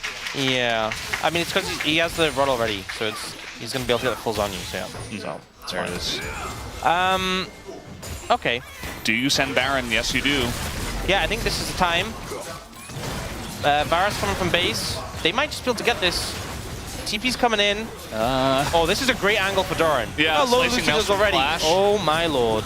I don't think Pantheon, I mean, he's got GA up, but this is about to get very interesting. They're going to try to kill him and burst down the Baron while he's dead. And there it is. Even the spike goes to 15. It doesn't matter. T1 playing with their food, and DK thought this was their opportunity to come back. But in fact, it was just T1's to close the game out. Oh, he tries to flash away. No. Oh, no. No career. Oh, man. Oh. Well, that's Baron, and that's going to be Chemtech Soul. Yep. For T1. She just gets to recall? The Elder Spawner. He actually gets away because of the TP shield. Yeah. Wow. He's just living in his own world. The joys of being a Yorick. Well, that was certainly not the play that D+ hoped for, I think it's fair to say. T1, swift punish. Nocturne, definitely the champion you want in that situation. Kennen also a good champion to have in that situation. Yes. This is a good play from D+. The culling doing a lot of damage. Lucian just able to absolutely shred there. Yeah, just turns carry to paper. Late game sports, not doing so hot. And speaking of late game sports, we'll get to see the demise of Korea again. Here the ult just comes in. The smite a little off, it doesn't matter. Lucid is dead. Twice. That one arrow in the smash. It's like 75% of his HP. Yeah. They buffed this champion. Yeah, they did. Heroic exit. This time it gets him out. Oh, just, you know what that was? Chemtech Soul value. Yeah. Just survives. Just for Faker. I like how they show it right there, like while below 50% health. Yes, that is the way it works. And now we got TP coming in from Faker. All of DK are alive. The bubble timing not on points. Can be a little bit confusing with the new TP as well. But either way, gonna take down the bottom inhibitor. And T1 just trying to end this one on good footing and not have any close calls with Smash again. No, I just want Korea to live. You know, I think he's died enough this game. I don't think the Nexus is long for the world with the current state of the game. But if Korea can just not die again, I'm okay with it. Yeah, I don't think T1 feel the same, though, is the thing. Rounding the bend here is Faker, and Doran is going to spread everybody out and go into his Zhonya's, force the GA to come out here. They do get the kill. Owner is pretty low, but eventually he goes to his own GA. And I think this is just the final death throw. No, career, please! Dead again! They didn't have to do that, but we do know that Faker will always do that. Oh, how many? He takes him out for the 9th time in this game. No, it's only 9. It's not 10. You can get double digits. And that's the end. That's the end of the series. T1 just crushed them in 3 games. It was not close. It was not long. And D plus Kia will have to figure it out as we move into play-ins and playoffs. Honestly, I don't think, was that game more competitive? It was definitely more competitive. Was it more competitive than game 2? Yes, probably. Yeah. Game 1? Yeah, I think so. No. Not more than game 1. Yeah. I think this was clear display that T1 have ramped up. You know, they are locking in as we look towards playoffs, which they have now locked into, and they are in terrifying form. They haven't played Gen G yet, obviously, as they're in the same group, and that is a clash that I am definitely looking forward to, because right now these two teams are definitely looking like the best in the league. D+, they were the team in the other group where, like, if a team can take them down, D+ might be that team who can do it. Well, this did not look even remotely in the same realms. Yeah, it did not, as you got to pick a POM.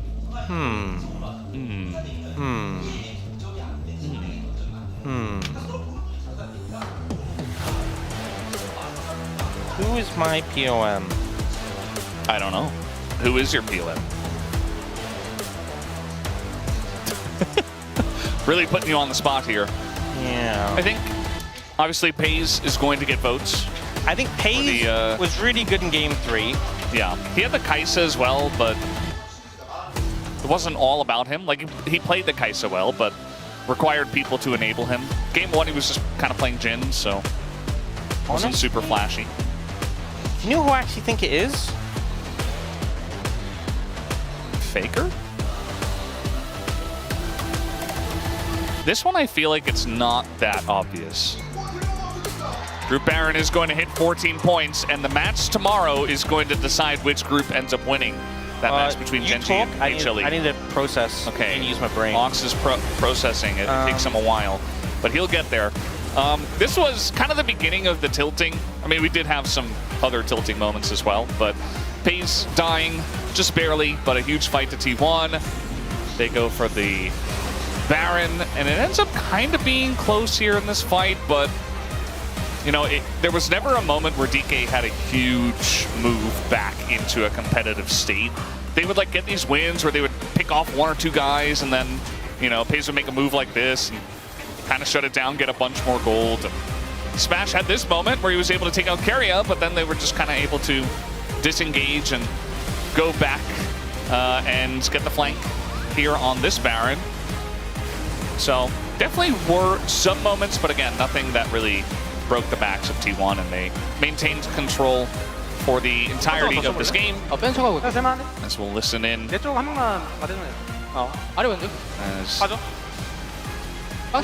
just saying, you know, just hit the front line, hit the Pantheon. Talking about the Lucian going down. And Ox is still thinking about his POM. I'm really contemplating. I'm struggling. I'm really... It's not easy, I think. It's not easy this one. I did it. And I don't regret my vote. You Doran'd it? No. No. You ownered it. You'll see. Well, you said no to Doran, but then for owner you said we'll see, so I think we know. Pays 55k damage in 40 minutes. It did help that he had like 18,000 kills at the end of it all. We do know that Soup and Cheesy are going to go for Pays. I think that's 100%. I think in a series like this, where T1 played so dominantly, I think there's multiple good votes. Yeah. I think no matter who gets it, I'm not going to be even remotely upset, because I think, like, that's why it was so difficult for me to decide, because I had multiple people in my mind who I thought were deserving. It is Doran. Okay. Yeah. I mean, I honestly expect a split vote, because for me, in my mind, it was a split vote. So I expect a spread. I think Doran had some great moments, right? The cannon flanks were pretty fantastic. Sion, he got that massive ult engage. Hey, look! The fortune of T1 came true. Actually, it did. That's the Doran POM. It works. Wow, indisputable, actually. Yeah. 1 for 1, the wheel. Yeah. Yeah. Well, that we've seen. Obviously, it's been tested. It could be right every single time. Yeah, so that came in clutch. But yeah, I think honestly, I think everyone on T1 really had some great moments in this series. I don't think there was really a bad or wrong vote. I mean, to be honest, in like a lot of series, there's no like, the whole point is like everyone has a different opinion. There is sometimes a vote where I'm like, there are good opinions and not so good opinions. Yeah, but I think in this one, like, I expect a spread of votes, and I think Doran definitely had a great day and had some great moments. And that Kennen Baron ult was a pretty great moment. And also the side, you know, when the Herald got blocked by the wall and then he steamed in on the Sion, that was pretty great too. So he had a great game. I think, you know, he very much had like top laner numbers, so his KDAs weren't like super impressive or anything, but if you watch the games, I think Doran does make a lot of sense. They all had a great game. I feel like all of them had their moments. Maybe Keria wasn't like super flashy this series, but we know what he's capable of. And T1 are looking very scary. As you mentioned, really the final test for them is Gen G, and that's going to be like the first big series, I would imagine, of the play-in/playoffs that we do get. Wait, you think T1 against Gen G is going to be a big series? Yes. In the LCK? I know. It's unheard of. That's a crazy call. Are you sure you're going to stand by that? Well, I've already said it, so I have no choice. Okay, if you said it. Yeah. There's Doran. He's on the stage. Yeah. We're going to be hearing from him in a moment. Yeah. Oh. You got muted there. I got cut out? I said yep. You were going to say yep again, and they were like, no, we got to cut that out. That's not safe for Say something original. Say something new. That's not what we do here. Let's be honest. Like, we don't say original things. Well, sometimes we do, but not every day. Say something original right now. Clobberhead. Okay, guys, we are ready to jump to the stage for the POM interview. Thank you very much, guys. This is Dear for the POM interview translation, joined by Doran on the side of T1, who just secured 2 points for the Baron group. Congratulations! Finally, Doran gets the POM. With the win over DK, you are the first one to secure playoffs. How do you feel? Today, I think everything went well as according to our plan, what we have been preparing for. And we're really happy about that 3-0 victory. Yeah, that was an incredible aggression that resulted in a 3-0 stomp. So which moment did you feel like the 3-0 was coming? I think Game 3, I was struggling in the laning phase, and I thought to myself, it's not going to be an easy one. But I think my teammates were having a great time, and I actually played out the laning phase pretty comfortably. And everybody was talking about how great your Mbessa was. And after seeing the enemy's Rumble pick, T1 locked in top Mbessa in Game 1, and the laning phase against Rumble must have been pretty tricky, so how confident were you? I thought that, you know, either side, it would be a pretty playable comp and matchup. And I think I was able to keep on my lead with that one kill that I got during lane.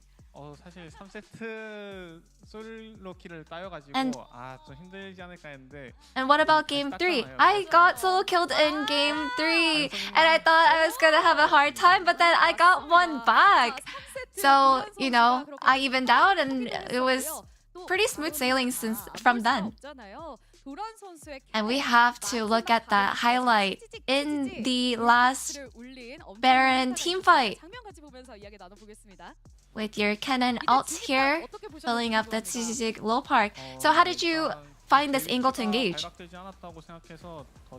I just thought that I wasn't spotted in my positioning yet, so I think I just went in pretty boldly, and I think it just went as well as it could have gone. And honestly, T1's aggression looks unreal. We've hardly spotted you backing down, so just how confident are you in team fights right now? I think my team, I think it's one of our biggest strengths is team fighting, and we're always going in with full of confidence. And the whole team had great moments, and Pace especially stood out today. And you've actually said, I feel blessed to be alive watching plays like that about Pace. So, how did you feel about Pace's gameplay today? You know, the bot laning phase went really well today. That's just how it felt like the whole entire match, and I hope that in the future having great moments like that. There are so many fan signs that are complimenting you and lots of high praises for you. So any word for your fans? There are a lot of fans who came out to support me. I feel so grateful. And for all the remaining matches, we'll prepare well for the playoffs. Thank you so much. And there is a fan sign that says, Baby Beast Roar. Did you see this? Yeah, I saw that. Looks really funny. And it says that if you get POM, can you please do the pose? 1, 2, 3. Baby Beast Roar. Thank you so much for that ceremony. And now the group score has evened out to 14-14 again. And tomorrow will be the last matchup of Super Week. And if Genji beats Hanwha, Baron Group becomes the ultimate winner. So any word of encouragement for Genji? I have no idea. I would encourage Genji, but since we're on the same team, I am hoping for a great result. I would be really happy and grateful. We'll be cheering you on. Anyone in Genji particular you want to cheer on? You know, since I am the top laner, I feel like the top lane matchup will be especially fun to watch. And that's the end of the interview with Doran, and back to the space. Thank you. Thank you very much, dear and Yeji, for that translation. As it is Doran getting himself the POM and a win here for T1. And you know what that means. What is happening? Another ultimate has now struck career by T1. Oh, let's take a look at all the times that happened in that last series. So many times did T1 focus the focal point of D plus Kia, and just a heartbreaking experience here for career. So we wanted to just highlight how difficult it was. Yeah, I mean, this wasn't Career's fault. Yeah, I mean, it's just disaster. He didn't deserve this. He played Karma game 1, and he had to play Nami this game. And Honor, I'm not sure what's going on between those two players, but yeah, I wish they have a better relationship. They could have ulted the Pantheon. Maybe. They could have ulted the Ahri. The AD carrier, Lucian. Yeah, could have ulted anywhere, but kept focusing on Career. Happens. I mean, I think Lucian Nami, the main actually champion is Nami. T1 is very good to know that, and then sad. But I like Sushi too, though. No, fishy. Me too. So Career, don't worry about it. You got it. You've got a whole season ahead of you. You've got playoffs ahead of you. Play-ins ahead of you. Hang in there. You got this. We believe in you. All right. Let's focus here on the POM for T1 and the votes. It went the way of Doran, and we have one astonished TN analyst. Whoa! I actually thought it's gonna be the top or mid. Yes! Yeah, I thought it was gonna be like even. Yeah. Like I thought the same too. Like maybe it's hard to get like POM for mid lane, but I thought like mid and top would share the POM votes. But yeah, that's pretty impressive. Yeah, I mean T1's macro team fight that what Faker was doing was very great, but Doran was showing it the solo kills, and even he dies, he comebacks with it with bounce back. So I voted Doran for that. I mean, who's the Keck W this time? Is it Ray Media? Is it everyone else, or is it Ian analyst? Well, we'll start with our English analyst. What did? Again, I'm a hipster, you know, but excuse me, Professor. Where should I send my tuition fee? Like, I'm learning every day from you. You know, like, I'm glad I can like be here with you. I'm learning everything. Thank you. I appreciate it. Is that your notes for your notebook? Okay. Or today's macro. Yeah. Okay. This is definitely how I treated my favorite teacher as well. Okay, Doran, that's my Doran. I mean, every time Doran is the like funniest player and the coolest player, even though he dies like for this fancy play, and then after that he bounces back and make the fancy play. That's our Doran.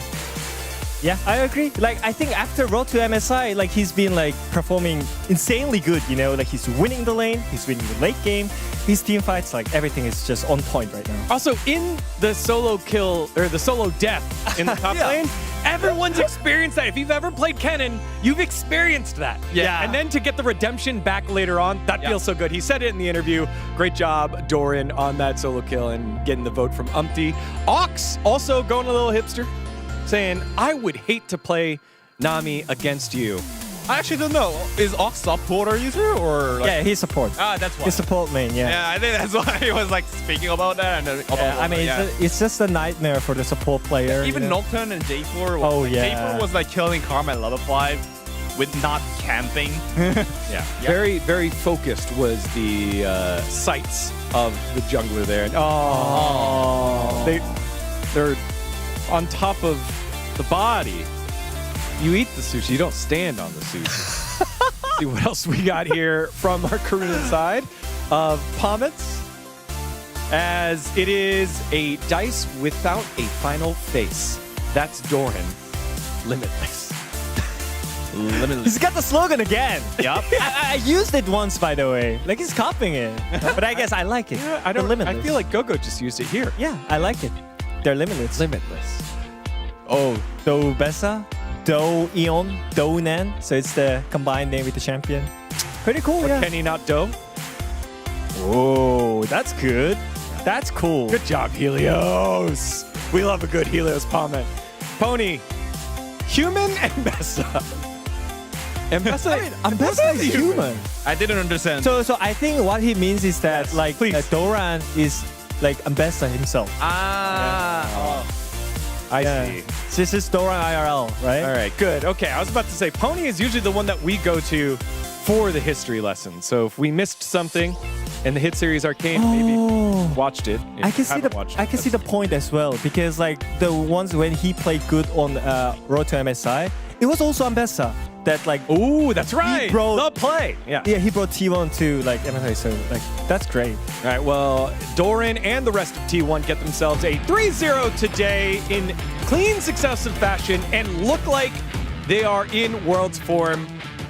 I think a lot of people that only watch Worlds say this is what T1's like all the time, but in the past, in the history, they haven't. It's taken them time to ramp up, but so far in 2026, it doesn't look like that at all, and only Prince and Junna Strong were brave enough to believe that here with 3-0 predictions. I mean, I thought it would go 3-2 because I never trust T1 in BO5, but in fact, I'm gonna say T1 now is a lot more stable in terms of how they draft around, because I felt really safe when it comes to the draft. Like the pre-game plan is like a lot more easier to set it up, so I feel great about T1. I agree with this part with Audit for sure and really hard, because I think they're preparing the draft as a more solid. Not it's gonna be the high risk, high return. They're actually making low return, like low risk, high return. So that drafts were really good. And with that win, despite protests all over, it's all tied up 14-14 with it all left to play here for both groups. And it also means that our next match, Hanwha Life and Genji, means so much to three teams. To Bro for Group Baron, but also Hanwha Life Esports, the #1 seed for Group Elder, and KT Rolster, the world's finalist. These are the two teams at stake if Group Elder lose. What's happening? So if HLE loses against Genji by 0-3, then they're out? That is correct. So here's how it's going to work. If Hanwha Life Esports loses 3-0, they are out. If they lose 3-2, they are in. KT is out. If they win the series, both KT and Hanwha Life Esports are in, and Bros are out.